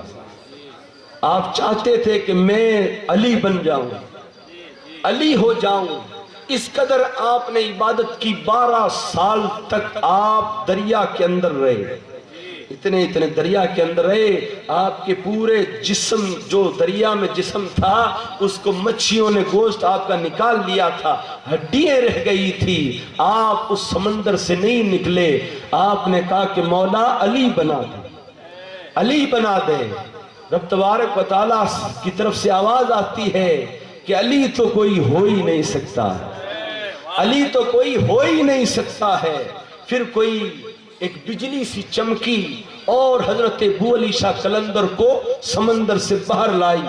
جیسے ہی آپ سمندر کے باہر آئے، آپ نے دیکھا کہ کوئی گھوڑے پر سوار حسین اور خوبصورت کوئی جوان ہے جس کے چہرے پر پردہ ڈلا ہوا ہے۔ آپ نے کہا کہ ارے تم کون ہو جو مجھے سمندر سے باہر لے کر آ گئے ہو، آپ کون ہو؟ تو انہوں نے اپنا نقاب اٹھا کر کہا کہ ارے مجھے دیکھ صرف الدین، مجھے دیکھ، میں علی شیر خدا ہوں جو تجھے سمندر سے باہر لے کر آیا ہوں۔ کہ تو علی ہونا چاہتا ہے، تو علی نہیں ہو سکتا ہے، مگر علی تجھے کہتا ہے کہ تو بو علی ضرور ہو سکتا ہے، علی کی خوشبو ضرور ہو سکتا ہے۔ تو حضرت بو علی شاہ قلندر کو بو علی کہا گیا۔ جب بو علی یہ شان رکھتا ہے تو حضرت مولا علی کیا شان رکھتے ہوں، سرکار مولا علی کیا شان رکھتے ہوں۔ آپ کی بارگاہ کا ایک مشہور واقعہ کہ حضرت بو علی شاہ قلندر کے دور میں ایک قاری صاحب تھے، بڑے حافظ قرآن، بہت اچھے انداز میں قرأت کرتے تھے، اور اس قدر وہ اللہ والوں سے، پیروں سے محبت کرنے والے تھے کہ وہ تلاش کیا کرتے تھے کہ کوئی اللہ کے دوست، اللہ کے ولی مل جائیں، میں ان سے کچھ بھیک لے لوں، ان سے کوئی فیض حاصل کر لوں۔ بڑے خدمت گزار حافظ قرآن، بہت اچھے قاری تھے، اور جب وہ بو علی شاہ قلندر کی بارگاہ میں پہنچے، آپ کی خدمت میں بہت دیر بیٹھے رہے۔ بو علی شاہ قلندر نے کہا کہ کیا کرتے ہو حضرت؟ تو کہا کہ میں بچوں کو پڑھاتا ہوں اور بچوں کو قرآن سکھاتا ہوں، قاری ہوں۔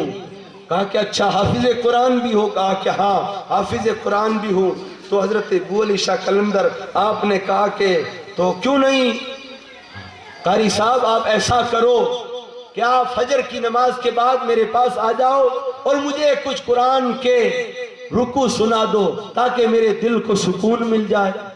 تو انہوں نے کہا کیوں نہیں حضرت، آپ کی بارگاہ میں قرآن پڑھوں گا، اللہ تعالیٰ میری زبان میں اور تاثیر عطا فرما دے گا، ضرور آپ کی بارگاہ میں آؤں گا۔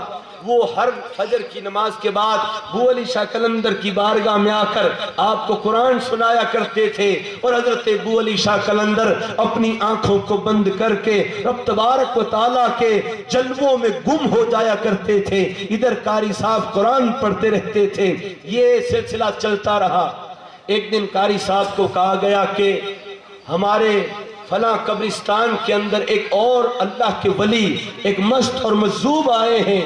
تو وہ قاری صاحب وہاں پر بھی پہنچ گئے، ان کی بارگاہ میں بھی پہنچے اور انہیں جا کر ان سے بھی ملاقات کی۔ تو وہ بھی مست سے مجذوب تھے۔ انہوں نے پوچھا کیا کرتے ہو؟ کہا بچوں کو پڑھاتا ہوں، قرآن کا حافظ ہوں اور قرأت بھی سکھاتا ہوں۔ تو ان مجذوب نے، ان مست نے بھی کہہ دیا کہ حافظہ مجھے بھی آپ کیوں نہیں فجر کی نماز کے بعد تھوڑے وقت کے لیے آ جاؤ، مجھے بھی قرآن سنا دیا کرو۔ انہیں پتا تھا کہ یہ قرآن سنانے کے لیے بو علی شاہ قلندر کے پاس جایا کرتے ہیں، مگر قاری صاحب خود ہی بول پڑے، کہا کہ حضرت ہاں ضرور آپ کی بارگاہ میں آؤں گا، مگر مجھے تھوڑا وقت لگ جائے گا۔ کہا کس لیے؟ کہا کہ میں حضرت بو علی شاہ قلندر کی بارگاہ میں جاتا ہوں، انہیں بھی قرآن سناتا ہوں، اس کے بعد آپ کی بارگاہ میں آ جاؤں گا۔ کہا کہ چلو ٹھیک ہے۔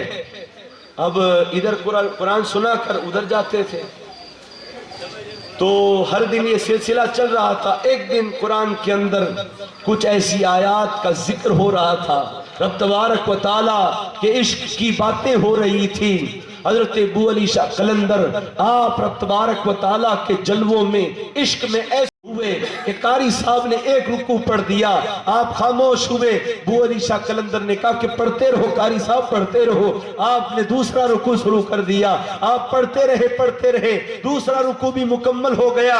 آپ نے کہا کہ قاری صاحب پڑھتے رہو۔ یوں کرتے کرتے آپ نے 17 رکوع سنا دیے ابو علی شاہ قلندر۔ اس کے بعد آپ ہوش میں آئے اور آپ نے کہا کہ جاؤ قاری صاحب، آپ آج تو بہت بڑا اچھا لگا ہے، آج تو بڑا دل کو سکون مل گیا ہے، قاری صاحب بہت میں خوش ہو گیا ہوں، جاؤ۔ قاری صاحب نے کہا کہ حضرت بہت دیر ہو گئی ہے، مجھے ایک اور اللہ کے بزرگ اللہ کے ولی کے پاس جانا ہے۔ یوں کہہ کر جلدی نکلے اور قاری صاحب کو فکر ہو گئی، کہا کہ یہ تو ابو علی شاہ قلندر ہیں، ادھر مجذوب ہے، مست ہے، اور مستوں کا بھروسہ نہیں کب جلال میں آ جائے، کب لکڑی اٹھا دے، کب جوتی مار دے، کب مکہ مار دے۔ وہ گھبرا کر جب ان مست کی بارگاہ میں پہنچے تو ان کا تو پہلے ہی رنگ بدلا ہوا تھا، وہ جلال میں بیٹھے ہوئے تھے۔ اب قاری صاحب اپنی چپل دھیرے سے اتار کر جیسے ہی گئے سلام کیا، وعلیکم السلام، اور جلال بھری نگاہ سے دیکھا، قاری صاحب تو کانپنے لگے، کیونکہ اللہ والوں کی نگاہ اور ان کی نظروں کے اندر طاقت بھی ایسی ہوتی ہے کہ سامنے والا یوں ہی ہلنے لگ جاتا ہے۔ تو قاری صاحب نے بول نہیں رہے، ان مجذوب نے کہا کیا بات ہے، اتنا لیٹ آیا ہے، کیا ہو گیا؟ میں کب سے تیرا انتظار کر رہا ہوں اور تو اب آیا ہے، میں بڑا بے چین ہو گیا تھا، اتنی دیر بعد آیا ہے۔ تو کہا کہ حضور ابو علی شاہ قلندر حضرت روزانہ ایک رکوع سنتے ہیں، آج 17 سن لیے۔ تو کہا کہ میرا کہا نہیں کہ مجھے وہاں پر بھی جانا ہے، کہا کہ حضرت ان کا جلال اور ان کے چہرے کا جمال یہ ایسا تھا کہ بول نہیں سکا۔ تو کہا کہ بول نہیں سکا، میرے بارے میں نہیں بتایا؟ کہا کہ نہیں حضرت بتایا نہیں۔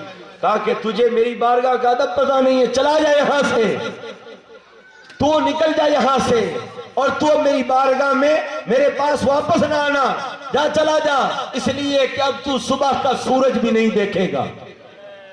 وہ مست نے اپنی زبان سے کہہ دیا کہ صبح کا سورج ہی نہیں دیکھے گا۔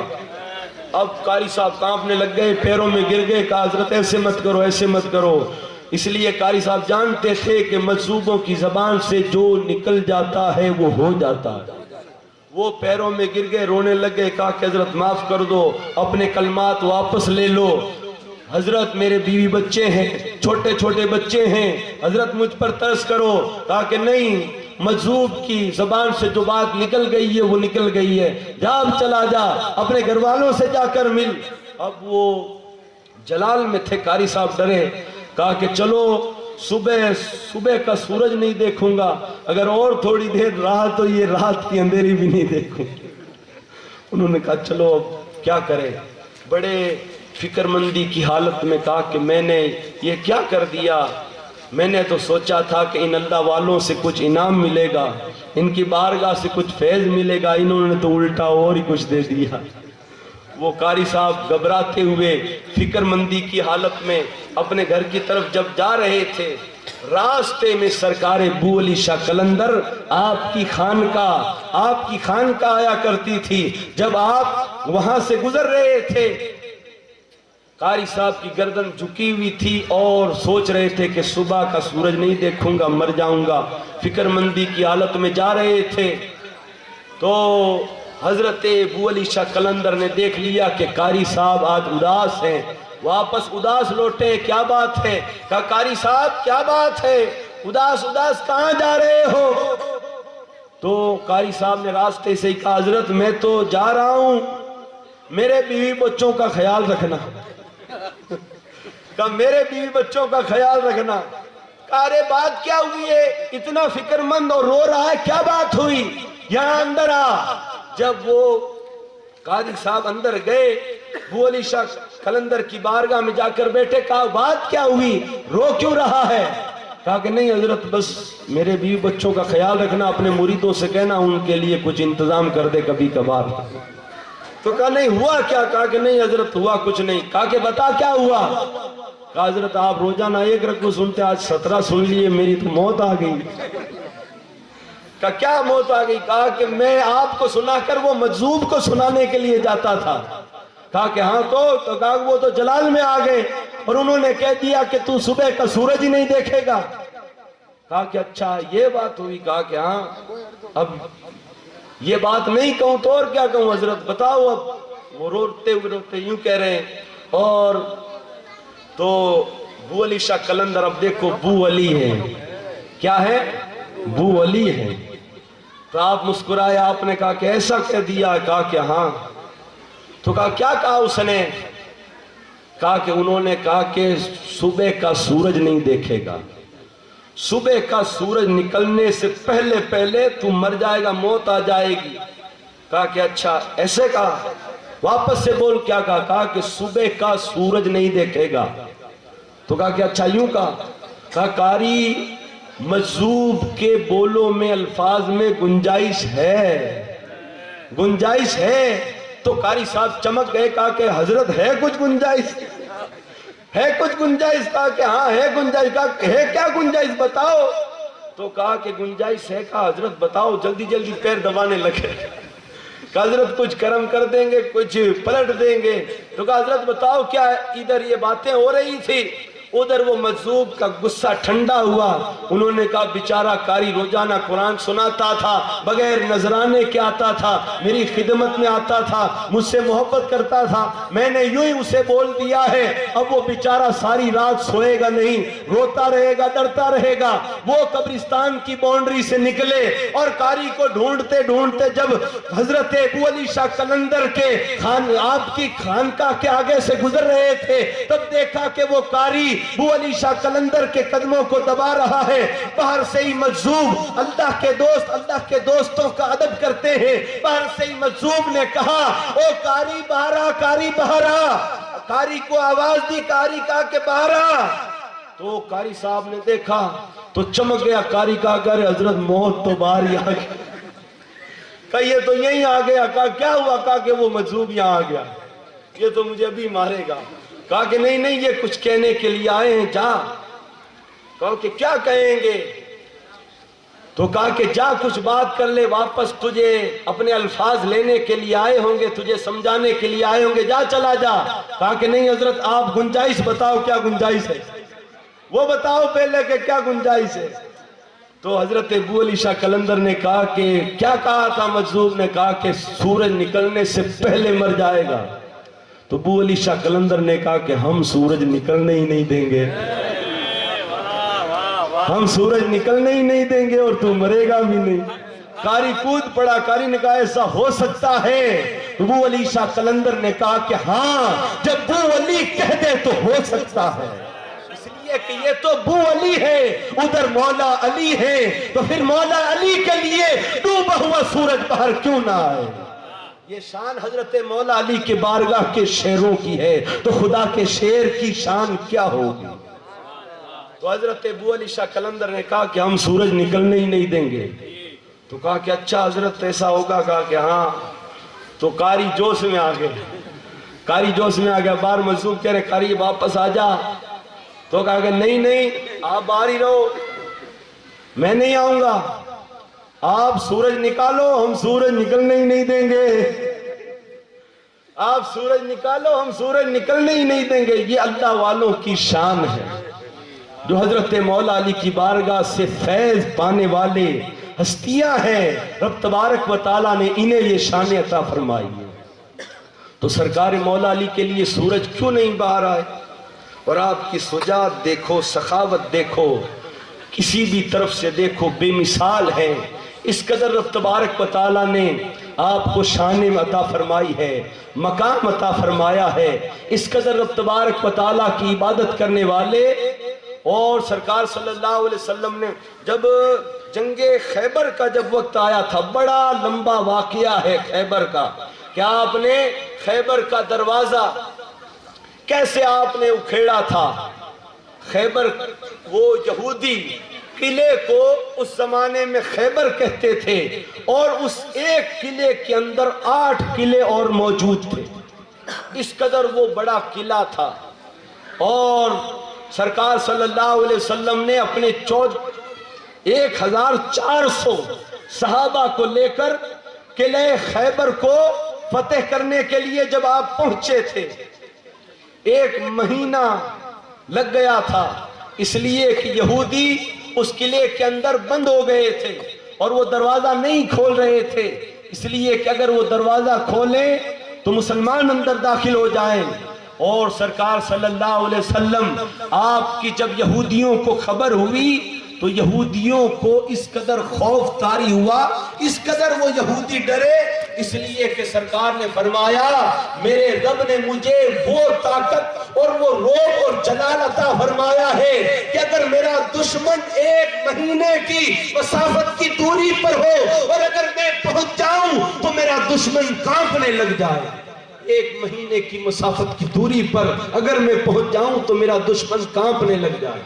یہودی کانپ رہے تھے، اور یہ بڑا لمبا واقعہ ہے کہ سرکار نے پہلے علم جھنڈا فلاں صحابی کو دیا، پھر فلاں کو دیا، پھر انصاری صحابی کو دیا، کسی سے بھی وہ جنگ خیبر کا قلعہ فتح نہیں ہو رہا تھا، وہ دروازہ وہ کھول نہیں رہے تھے، مگر اس قلعے کے اندر یہودیوں کے 2 بہت بڑے پہلوان تھے، اس قدر بڑے پہلوان تھے، ان کے قد بھی بہت لمبے تھے، طاقت بھی اتنی تھی کہ وہ ہزاروں سے تنہا لڑنے والے تھے۔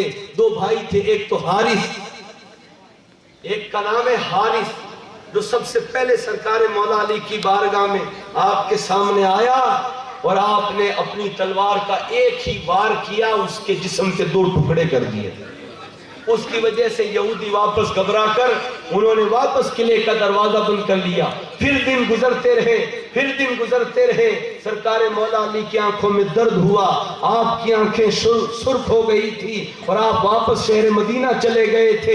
ادھر سرکار صلی اللہ علیہ وسلم اور آپ کے صحابہ موجود ہیں، مگر اس کے باوجود بھی یہودی دروازہ نہیں کھول رہے ہیں، پھر بھی کوششیں کی جا رہی ہے، مگر سرکار صلی اللہ علیہ وسلم نے ایک رات اعلان فرما دیا کہ صبح میں جس کے ہاتھوں میں جھنڈا دوں گا اللہ نے اس کے ہاتھوں سے فتح لکھ دی ہے، اللہ نے اس کے ہاتھ میں فتح لکھ دی ہے۔ تو تمام صحابہ ایک دوسرے کو دیکھنے لگے، ہر ایک صحابی خود کو سمجھنے لگے کہ شاید میں وہ ہوں گا، شاید میں وہ ہوں گا جسے سرکار کل صبح جھنڈا عطا فرمائیں گے، میں وہ ہوں گا۔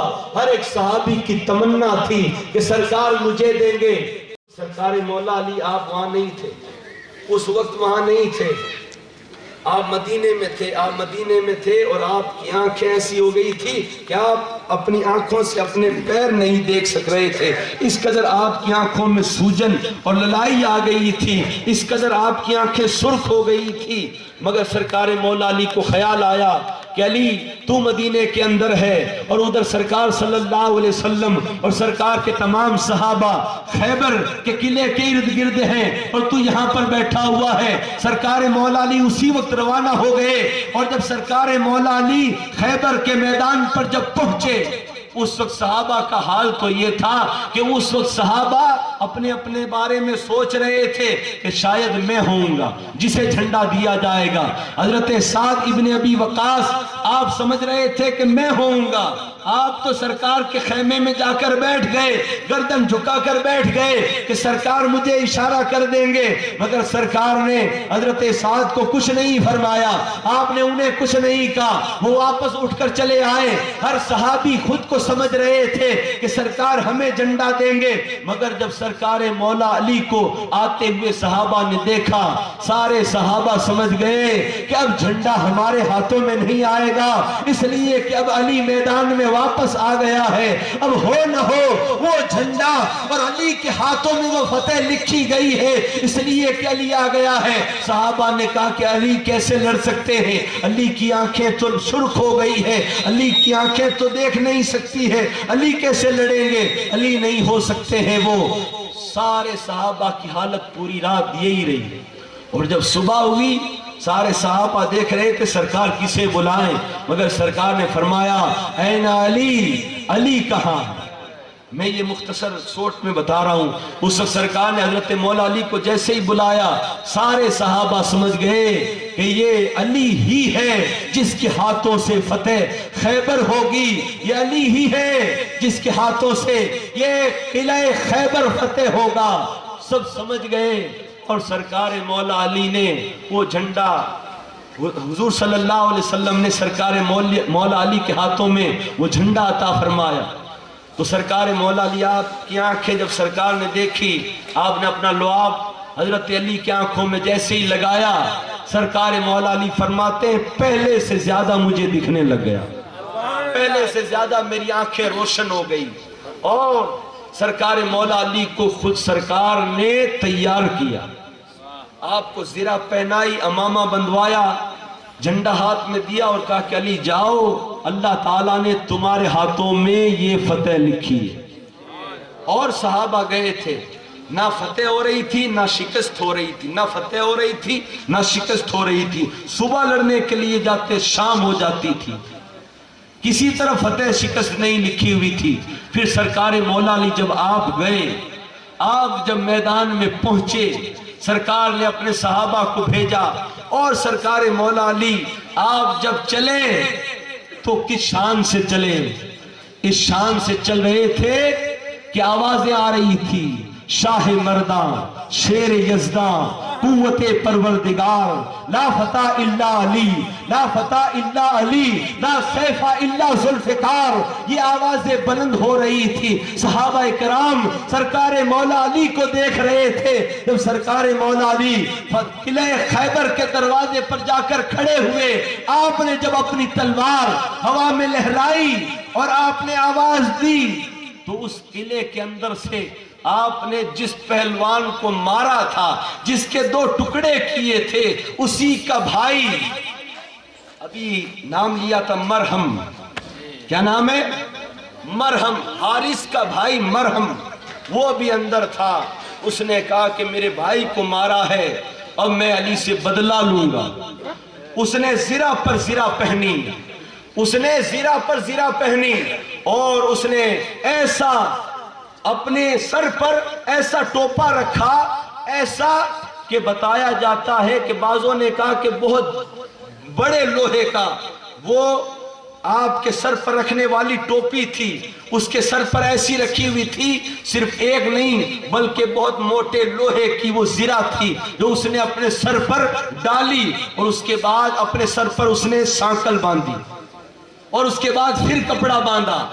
اور اس قدر اس کی پہلوانی اور اس قدر وہ مشہور تھا، اس قدر اس کا جسم تھا، اس قدر بڑا جسم تھا کہ لوگ اس کے قریب نہیں آتے تھے، اگر وہ تھوڑا سا دھکا دیتا تو بہت دور جا کر گرتا۔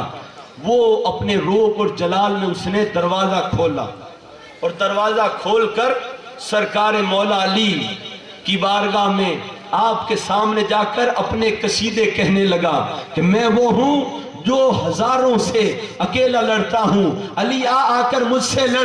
جب سرکار مولا علی آپ نے دیکھا کہ یہ مجھے للکار رہا ہے، میرے یاروں کو للکار رہا ہے، سرکار مولا علی نے اپنے کسی یار اور کسی صحابی کو اشارہ نہیں کیا، بلکہ آپ نے اپنی ذوالفقار کو لہراتے ہوئے اپنے گھوڑے کو ایڑی لگا کر اس مرہم کی طرف آپ بڑھے، اور اس قدر آپ اس کی طرف گئے اور آپ جیسے اس کے پاس گئے اس نے پہلا وار آپ پر کیا، آپ نے اپنی ڈھال سے اس کے وار کو روکا اور روک کر کہا کہ مرہم تو نے وار کر لیا ہے، اب اللہ کے شیر کا وار روک۔ آپ نے جیسے ہی تلوار چلائی، اس کے سر پر جو ہی تلوار چلائی، اس کی زرہ تو بہت موٹے لوگ کی تھی، مگر آپ کی تلوار نے اس کی زرہ کو بھی کاٹا، اس کی کھوپڑی کو بھی کاٹا، اس کے گالوں کو بھی کاٹا، اس کی گردن کو بھی کاٹا، اس کے سینے کو بھی کاٹا۔ آپ کی تلوار گزرتے گزرتے اس کے جسم سے پار ہو گئی، پار ہو کر جب خیبر کی دھرتی پر گری، جیسے ہی خیبر کی زمین پر گری، زمین کے اندر زلزلہ آ گیا اور آوازیں آئی، لا فتح الا علی، لا سیف الا ذوالفقار۔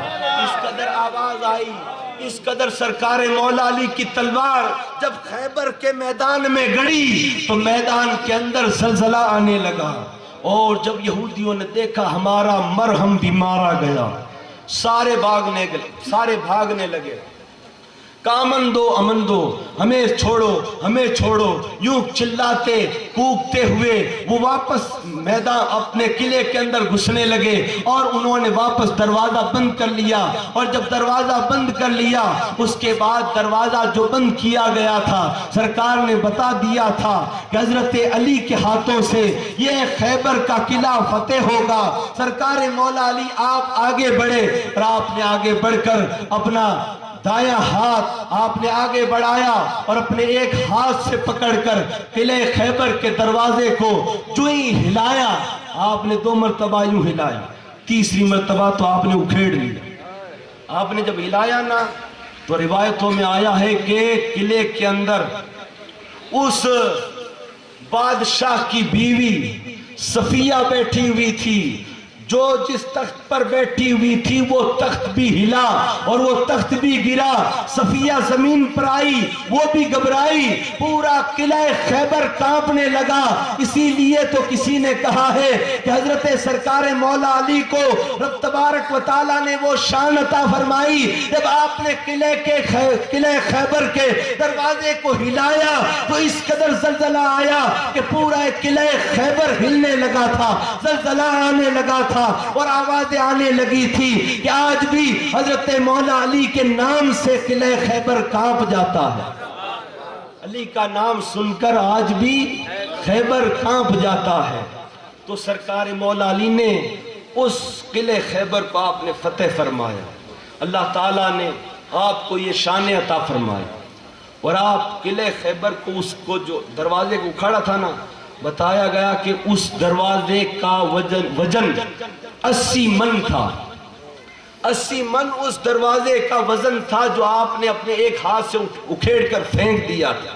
اور جب جنگ ختم ہونے کے بعد، فتح ہونے کے بعد، جب لوگوں نے اس دروازے کو اٹھایا تو 40 لوگ مل کر بھی اس دروازے کو ہلا نہیں سکے، اس دروازے کو ہلا نہیں سکے تھے۔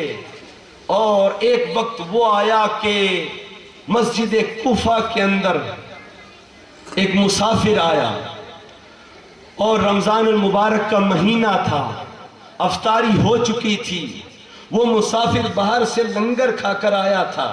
جب مسجد کوفہ میں گیا تو اس نے دیکھا کہ ایک بزرگ ہے، اور وہ بزرگ سامنے پانی رکھا ہوا ہے، سوکھی ہوئی روٹیاں اس پانی کے اندر ڈال کر بھگو کر کھا رہے ہیں۔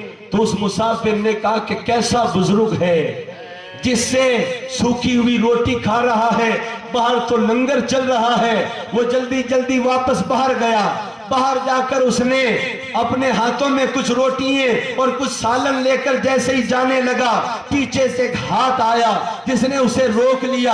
اس نے کہا کہ کہاں جا رہے ہو؟ جب اس نے پلٹ کر دیکھا تو کون ہے؟ حضرت امام حسن مجتبیٰ ہیں، جنہوں نے روک لیا ہے اور کہہ رہے ہیں بابا کہاں جا رہے ہو؟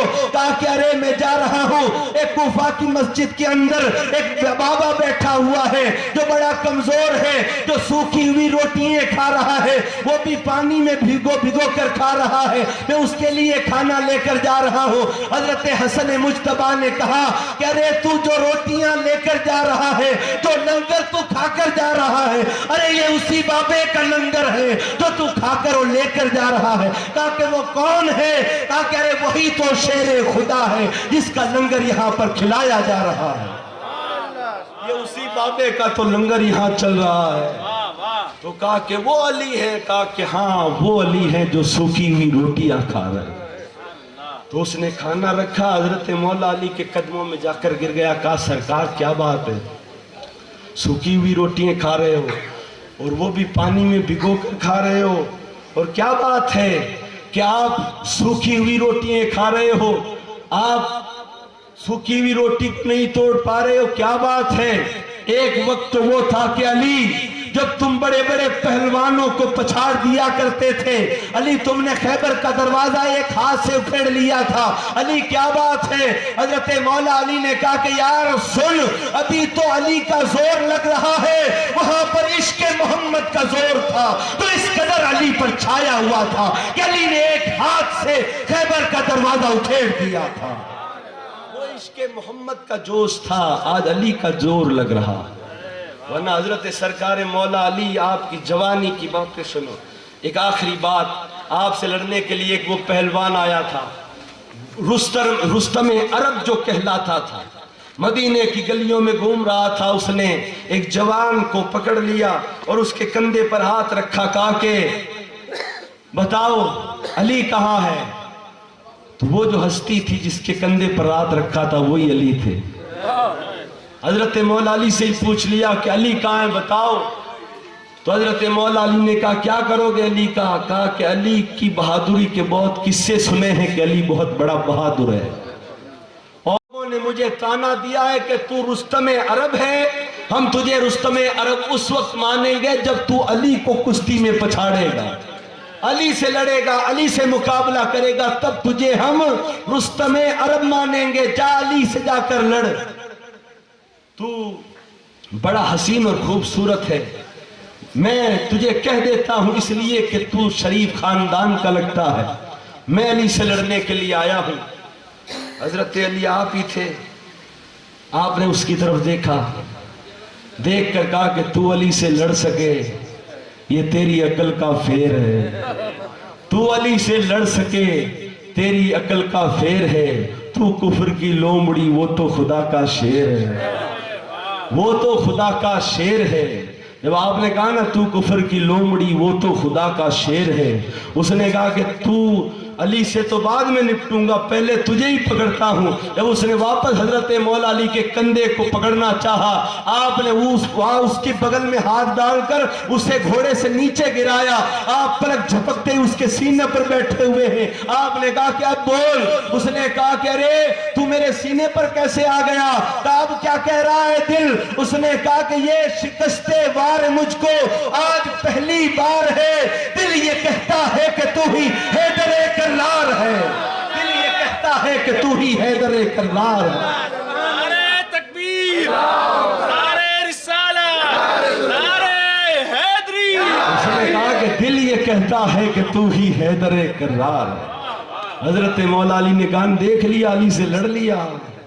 اس نے پھر آپ کے بارگاہ میں ہاتھ جوڑے, کہا کہ نہیں, بڑے بڑے پہلوان آئے, بڑے بڑے علم والے آئے, بڑے بڑے سخی آئے, مگر حضرت مولا علی کے سامنے کسی کی نہیں چلی. سخاوت میں بے مثال, آپ کی سخاوت سنو تو سنتے چلے جاؤ, بہادری سنو تو سنتے چلے جاؤ, آپ کا علم سنو تو سنتے چلے جاؤ. اس قدر رب تبارک و تعالیٰ نے آپ کو شان عطا فرمائی. اور ایک اور وہ کہ جب سرکار مولا علی آپ کی بارگاہ میں ایک یہودی آیا تھا, ایسے تو کئی یہودی آتے تھے حضرت مولا علی کے علم کو آزمانے کے لیے کہ اے علی تجھے تیرے آقا نے علم کے شہر کا دروازہ کہا ہے, علی تجھے دیکھتے ہیں کہ تیرے پاس کس قدر علم ہے. تو حضرت سرکار مولا علی آپ سے اس نے کہا کہ علی تم جتنا علم رکھتے ہو اتنا علم تو میں بھی رکھتا ہوں, تمہارے پاس. اب وہ میں نے شروع میں جو بات کہی تھی نا, سرکار نے فرمایا انا مدینۃ العلم والیکم بابھا. یہاں بات اب سمجھ میں آئے گی جو شروع میں کہی تھی کہ علم تو لے جاتے ہیں لوگ مگر ولایت جو ملتی ہے علی کے در سے ہی ملتی ہے. اس نے آ کر دعویٰ تو کر دیا کہ علی جتنا علم تیرے پاس ہے اتنا علم میرے پاس میں ہے. سرکار مولا علی نے کہا کہ اچھا, کہا کہ ہاں علی آزما کر دیکھ لو, سوال کر لو, تمہارے پاس جتنا علم ہے میں بھی رکھتا ہوں. حضرت علی نے کہا اچھا. آپ نے یوں کر کے مٹھی بند کی اور کہا کہ بتا میری مٹھی میں کیا ہے, بتا میری مٹھی میں کیا ہے. تو اس نے کہا کہ علی تم نے یہاں سے 3000 میل دور سرندیپ کی پہاڑی سے کبوتری کا انڈا اٹھایا ہے, ونڈا تمہارے ہاتھوں میں. حضرت مولا علی نے مٹھی کھولی تو انڈا تھا. کہا کہ علی بتاؤ صحیح کہا کہ نہیں کہا, 3000 میل دوری سے تم نے یہ انڈا اٹھایا, علی کہو صحیح کہا ہے. تو حضرت مولا علی نے کہا کہ صحیح کہا ہے. کہا علی پھر اعلان کر دو تم جتنا علم رکھتے ہو میں بھی رکھتا ہوں. علم کی تو بات ہو گئی, اب آئی دوسری بات. حضرت مولا علی نے کہا کہ نہیں ابھی اعلان نہیں کروں گا, پہلے یہ انڈا پکڑ جہاں سے میں نے اٹھایا ہے وہاں تو رکھ دے, اس کے بعد مان لوں گا کہ علی کے برابر ہے, اس کے بعد تجھے مان لوں گا کہ تو علی کے برابر ہے. علم تو لوگ لے جائیں گے مگر آنا تو علی کے کے دروازے پر ہی پڑے گا، اس لیے کہ علم سے ہی کام نہیں ہوتا ہے، ارے علی کے تو دروازے پر آنا ہی پڑے گا، علی کے دروازے پر تو آنا ہی پڑے گا۔ یہ شان ہے سرکار مولا علی کے، علم بھی یہاں سے نکلتا ہے، ولایت بھی یہاں سے بڑھتی ہے، یہ شان سرکار مولا علی کی ہے۔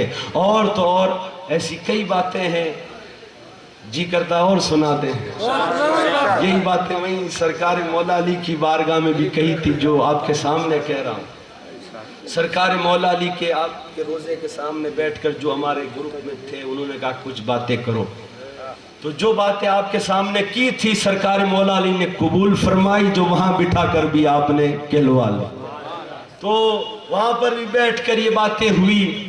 سرکار مولا علی آپ کے پاس اس قدر علم تھا کہ رب تبارک و تعالیٰ نے ایسا علم کا آپ کو دروازہ بنایا کہ بڑے بڑے لوگ یہودی آپ کے علم کو آزمانے کے لیے آیا کرتے تھے، آپ کی بارگاہ میں آتے تھے اور آ کر آپ سے سوال ایسے ایسے کیا کرتے تھے۔ اور ایک بار تو باہر یہودی بیٹھ کر سرکار کے علم سے کچھ باتیں کہہ رہے تھے کہ ان مسلمانوں کے نبی کے پاس یہ علم تھا، یہ نہیں تھا، یوں تھا۔ جب یہ باتیں یہودی کر رہے تھے سرکار مولا علی آپ کے غلام نے آ کر کہا کہ علی باہر یہودی سرکار کے علم کے بارے میں ایسی ایسی باتیں کر رہے ہیں، تو سرکار مولا علی اس وقت مسجد کوفہ میں تھے، آپ منبر پر کھڑے ہو گئے، آپ نے کہا کہ اعلان کر دو پورے کوفہ کے اندر جو علی سے پوچھنا ہو وہ آ کر علی سے پوچھ لے، جو پوچھنا ہو وہ علی سے آ کر پوچھ لے۔ آپ نے یوں نہیں کہا کہ صرف قرآن کے بارے میں پوچھ لے، آسمان کے بارے میں پوچھ لے، اس کے بارے میں پوچھ لے، اس کے بارے میں پوچھ لے، آپ نے کہا جو پوچھنا ہو آ کر علی سے پوچھ لے۔ تو اس قدر بھیڑ ہوئی، جن کو اپنے باپوں کا پتہ نہیں تھا کہ میرا باپ کون ہے وہ بھی آ گئے، کیونکہ وہ بھی مانتے تھے کہ علی کو پتہ ہے کہ میں کس کا نطفہ ہوں۔ ایسے لوگ بھی آ گئے تھے، انہوں نے آ کر کہا علی لوگ ہمارے باپ کے بارے میں کہتے ہیں کہ وہ میرا باپ نہیں، علی تم کیا کہتے ہو؟ علی نے کہا کہ وہ تیرا باپ نہیں۔ ایک اور نے پوچھا کہ علی میرے باپ کے بارے میں بھی لوگ یوں کہتے ہیں، علی بتاؤ میرا باپ کون ہے؟ علی نے فرمایا وہی تیرا باپ ہے، لوگ جھوٹ بولتے۔ ایسے کئی سوال کیے گئے، کئی آپ سے سوال پوچھے گئے۔ ایک نے پوچھا علی تم ہر سوال کا جواب منٹوں میں نہیں سیکنڈوں میں دیتے ہو، ادھر سوال ہوتا ہے ادھر جواب دے دیتے ہو، تمہیں وقت کیوں نہیں لگتا ہے؟ حضرت علی نے کہا کہ تو مجھے بتا تیرے ہاتھ میں انگلیاں کتنی ہے؟ اس نے کہا کہ میرے ہاتھ میں 5 انگلیاں ہیں۔ علی نے کہا تجھے دیر کیوں نہیں لگی؟ کہا کہ علی اس میں دیر کی کیا بات ہے، ہاتھ میرے سامنے ہے۔ حضرت مولا علی نے کہا کہ ارے جب تجھے دیر نہیں لگی اس لیے کہ ہاتھ تیرے سامنے ہے، ایسے ہی علی کو وقت نہیں لگتا ہے، علی کے سامنے اللہ کی ساری کائنات ہے، علی ہاتھوں ہاتھ جواب دے دیتا ہے، علی کو وقت لگتا ہی نہیں، علی کو دیری لگتی ہی نہیں ہے، اس لیے کہ ساری کائنات علی کے سامنے۔ پھر علی کو دیکھنے کی کہاں ضرورت، سوچنے کی کہاں ضرورت؟ تو علی کو سوچنے کی بھی ضرورت نہیں۔ ادھر سرکار حضرت جبرائیل علیہ السلام نے بھی اللہ سے عرض کی کہ یا اللہ آج علی کا علم بڑا جوش میں ہے، اجازت دے تو میں بھی ایک جا کر سوال کر لوں۔ اللہ نے کہا کہ جاؤ جبرائیل تم بھی جا کر سوال کر لو۔ حضرت جبرائیل انسانی صورت میں آ کر کھڑے ہو گئے اور آ کر کہنے لگے علی میں بھی سوال کروں؟ سرکار مولا علی نے کہا کہ ہاں کرو، تمہارا کیا سوال ہے؟ تو اس نے کہا کہ علی بتاؤ اس وقت حضرت جبرائیل کہاں ہے؟ اس وقت حضرت جبرائیل کہاں ہے؟ سرکار مولا علی نے یوں آسمانوں کی طرف دیکھا، پھر زمین کی طرف دیکھا، پھر دائیں بائیں آگے پیچھے آپ نے دیکھا، آپ نے کہا کہ سدرا دیکھا جبرائیل نہیں ہے، تحت السرا دیکھا جبرائیل نہیں ہے، اتر دیکھا جبرائیل نہیں، پورب دیکھا، پچھم دیکھا، دکھن دیکھا، جبرائیل نہیں ہے۔ اب تو مجھے یوں لگتا ہے یا تو میں جبرائیل ہوں یا تو جبرائیل ہے، یا تو جبرائیل ہے۔ سرکار مولا علی کو اللہ تعالیٰ نے یہ نگاہ عطا فرمائی، اور یہ جتنے بھی اولیاء کرام ہیں ان سب کو سرکار مولا علی کی بارگاہ سے فیض ملا ہے۔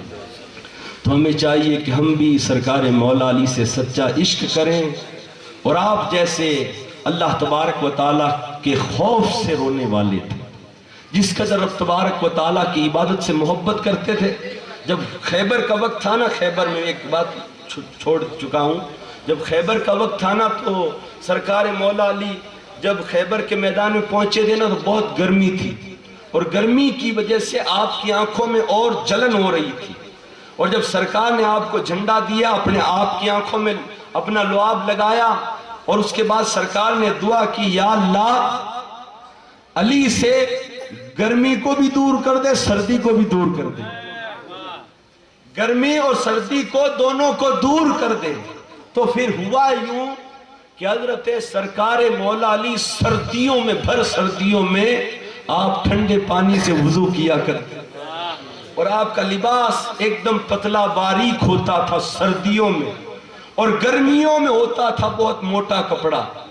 لوگ کہتے کہ علی کیا بات ہے، سردیوں میں بہت باریک کپڑا پہنتے ہو، گرمیوں میں بہت موٹا پہن لیتے ہو، تمہیں گرمی نہیں لگتی ہے، تمہیں سردی نہیں لگتی ہے؟ علی نے فرمایا جب سے مصطفیٰ نے دعا کی ہے اللہ نے علی سے سردی کو بھی ہٹا دیا ہے، گرمی کو بھی ہٹا دیا ہے. یہ حضرت سرکار مولا علی کی شان. اللہ تعالی ہمیں عمل کی توفیق عطا فرمائے. اللہ تعالیٰ ان اولیاء کے نقش قدم پر چلائے. اللہ تعالیٰ ہماری خطاؤں کو، غلطیوں کو معاف فرمائے. اللہ تعالیٰ ماں مصرا کی دعائیں ہماری دعاؤں کے ساتھ عطا فرمائے، ان کی نگاہ کرم فرمائے. حضرت شیخ مبارک نوبی، ان کا فیض اللہ تعالیٰ ہمیں عطا فرمائے. وما علینا الا البلاغ. استغفر اللہ ربی من کل ذنب. کھڑے ہو کر صلاۃ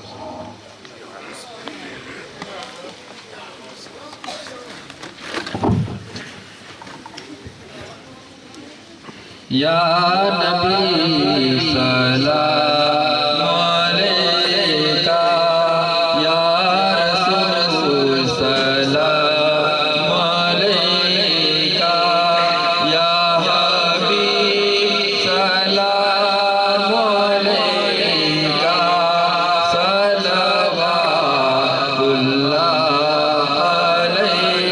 یا نبی سلام علیکہ، یا رسول سلام علیکہ، یا حبیب سلام علیکہ، صلوات اللہ علیکہ.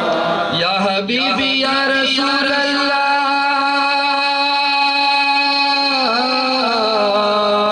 میں طلب سے باز نہ آؤں گا، میں طلب سے باز نہ آؤں گا.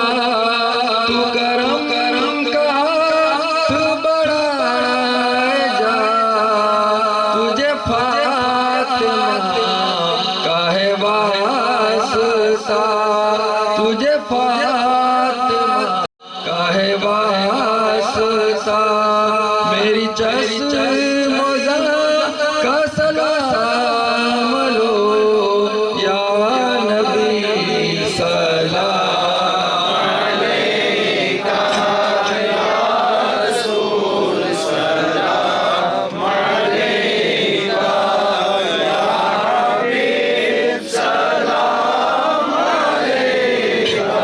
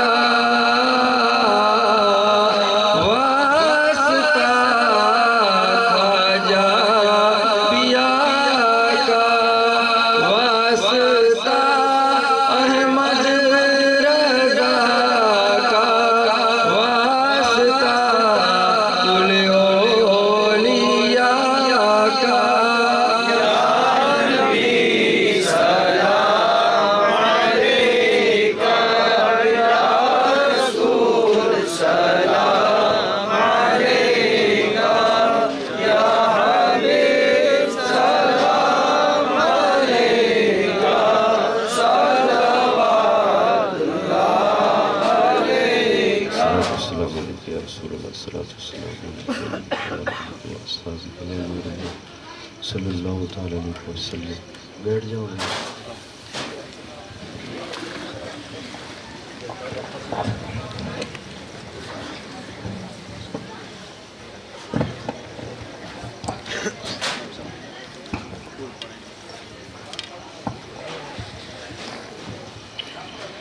اعوذ باللہ من الشیطان الرجیم.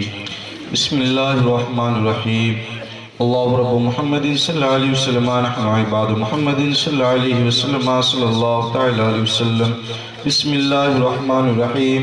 قل یا ایھا الکافرون لا اعبد ما تعبدون ولا انتم عابدون ما اعبد ولا انا عابد ما عبدتم ولا انتم عابدون ما اعبد لكم دينكم ولي دين. بسم الله الرحمن الرحيم. قل هو الله احد الله الصمد لم يلد ولم يولد ولم يكن له كفوا احد. بسم الله الرحمن الرحيم. قل هو الله احد الله الصمد لم يلد ولم يولد ولم يكن له كفوا احد. بسم الله الرحمن الرحيم. قل هو الله احد الله الصمد لم يلد ولم يولد ولم يكن له كفوا احد.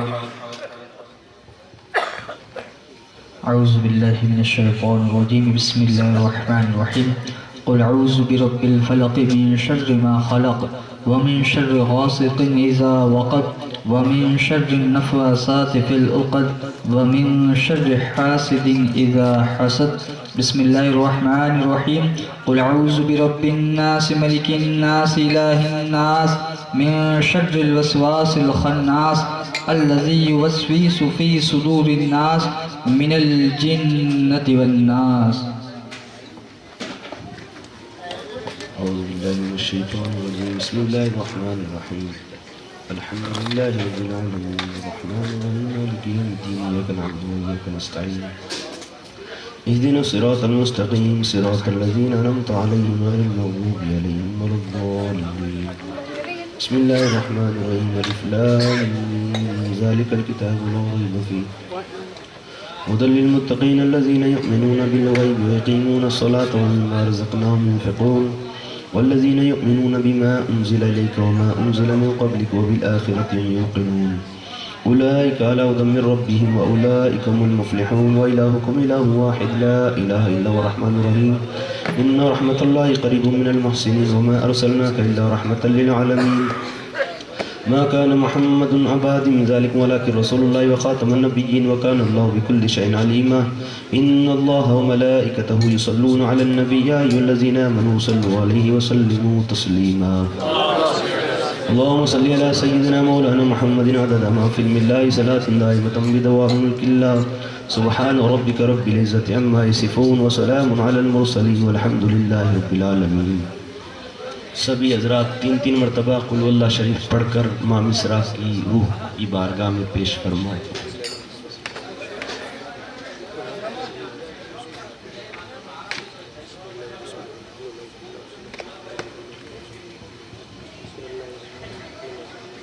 صلی اللہ علیہ وآلہ وسلم صلاۃ و سلام علیک یا رسول اللہ. یا اللہ تیرے بندوں میں بیٹھ کر تیرے محبوب بندے اور بندی کا یا اللہ تیرے خاص دوستوں کا ذکر فرمایا. یا اللہ یہ عرس پاک کی تقریب اور یہ مجلس یا اللہ اس کے اندر جن لوگوں نے جیسا بھی حصہ لیا جنہوں نے بھی جو بھی خدمتیں کی جو بھی اپنی طرف سے پیش کیا اور جو لوگ دور دراز سے پہنچے ہیں یا اللہ سب کا آنا سب کا خدمت کرنا یا اللہ تیری بنیاز بارگاہ میں قبول فرما. ہمارے سرکار حضور صلی اللہ تعالیٰ علیہ وآلہ وسلم کی بارگاہ میں ہم سب غلاموں کی طرف سے ہمارے سرکار کی بارگاہ میں ایک تحفے کی صورت میں پیش فرما. ہمارے سرکار سے لے کر حضرت آدم علیہ السلام تک تمام انبیاء کی بارگاہ میں پیش فرما. حضور پاک کے ابوین کریمین آپ کے صاحبزادے آپ کی صاحبزادیاں آپ کی ازواج تمام اہل بیت اطہار تمام شہداء تمام صحابہ صحابیات تابعین تابعات تبع تابعین تبع تابعات صالحین اولیاء مجتہدین تمام ائمہ تمام کی بارگاہ میں پیش فرما. حضور سرکار غوث پاک حضرت خواجہ غریب نواز حضرت بہاؤالدین نقشبند حضرت شہاب الدین سہروردی یا اللہ ان کے جمیع مشائخ ان کے جمیع خلفاء ان کے آباء و اجداد ان کی آل اولاد تمام کی بارگاہ میں پیش فرما. یا اللہ حضور پاک کے واسطے وسیلے سے اور سلسلہ سہروردیہ کے حضرت سرکار شیخ الشیوخ حضرت شہاب الدین عمر سہروردی یا اللہ ان کی بارگاہ میں پیش فرما. ان کے تمام مشائخ ان کے تمام خلفاء ان کے خلفاء میں خاص الخاص حضور سرکار مخدوم باالحق زکریا ملتانی، حضرت شاہ رکن عالم، اور یا اللہ سلسلہ سہروردیہ میں حضور سرکار اسماعیل بن صدیق جبروتی، یا اللہ ان کی روح کو بھی ہم نے جو بھی پیش کیا ہے یا اللہ ان کی روح کو ثواب عطا فرما، ان کی بارگاہ میں پیش فرما، اور ان کے محبوب مرید حضرت شیخ مبارک نوبی کی روح کو ثواب عطا فرما، ان کی بہن حضرت ماں مصرا کی روح کو ثواب عطا فرما، ان کی خدمت میں یا اللہ ہم سب غلاموں کی طرف سے نذرانہ پیش فرما، یا اللہ حضور پاک کی امت کے تمام مرحومین کی روح کو ثواب عطا فرما، یا اللہ گونڈل روپا واٹی، یا اللہ جتنے بھی مرحومین اس زمین کے اندر لیٹے ہوئے یا اللہ ان تمام کی روحوں کو ثواب عطا فرما، یا اللہ امت مسلمہ کے تمام مرحومین کی روح کو ثواب عطا فرما، یا اللہ امت مسلمہ کا بھلا عطا فرما، یا اللہ اسلام کا بول بالا عطا فرما، یا اللہ ہم سب کو باتوں سے زیادہ عمل کی توفیق عطا فرما، یا اللہ ہمیں ہمارے مشائخ اور ہمارے اساتذہ کے نقش قدم پر چلا، ہمارے پیروں کے ہمیں نقش قدم پر چلا، ان کی دی ہوئی تعلیمات پر ہمیں چلنے کی توفیق عطا فرما، ہمیں ان کی باتوں پر عمل کی توفیق عطا فرما، یا اللہ ہم سب کی جائز تمناؤں کو دعاؤں کو ماں مصرا کے واسطے وسیلے سے قبول فرما لے، یا اللہ جو بھی جس کے دل کے اندر جو بھی دعائیں ہیں تمنائیں ہیں یا اللہ تیرے ان دوستوں کا ذکر کر کر ان کی بارگاہ میں ہاتھ پھیلا کر بیٹھے ہوئے یا اللہ ہمارے چہروں کو نہ دیکھ، حضرت شیخ مبارک کی صورت کو دیکھ، ماں مصرا کے چادر کو دیکھ، اے مولا ان کے واسطے وسیلے سے ہماری دعاؤں کو قبول فرما لے، جس کی جو بھی دعا ہے یا اللہ ان کی دعاؤں کو قبول فرما لے۔ ربنا آتنا فی الدنیا حسنۃ وفی الآخرۃ حسنۃ وقنا عذاب النار، رب اجعلنی مقیم الصلاۃ ومن ذریتی ربنا تقبل دعا، ربنا اغفر لی ولوالدی وللمؤمنین یوم یقوم الحساب۔ ان اللہ وملائکتہ یصلون علی النبی یا ایھا الذین آمنوا صلوا علیہ وسلموا تسلیما، اللہم صلی علی سیدنا مولانا محمد عدد ما فی علم اللہ صلاۃ دائمۃ بدوام ملک اللہ، سبحان ربک رب العزۃ عما یصفون وسلام علی المرسلین والحمد للہ رب العالمین۔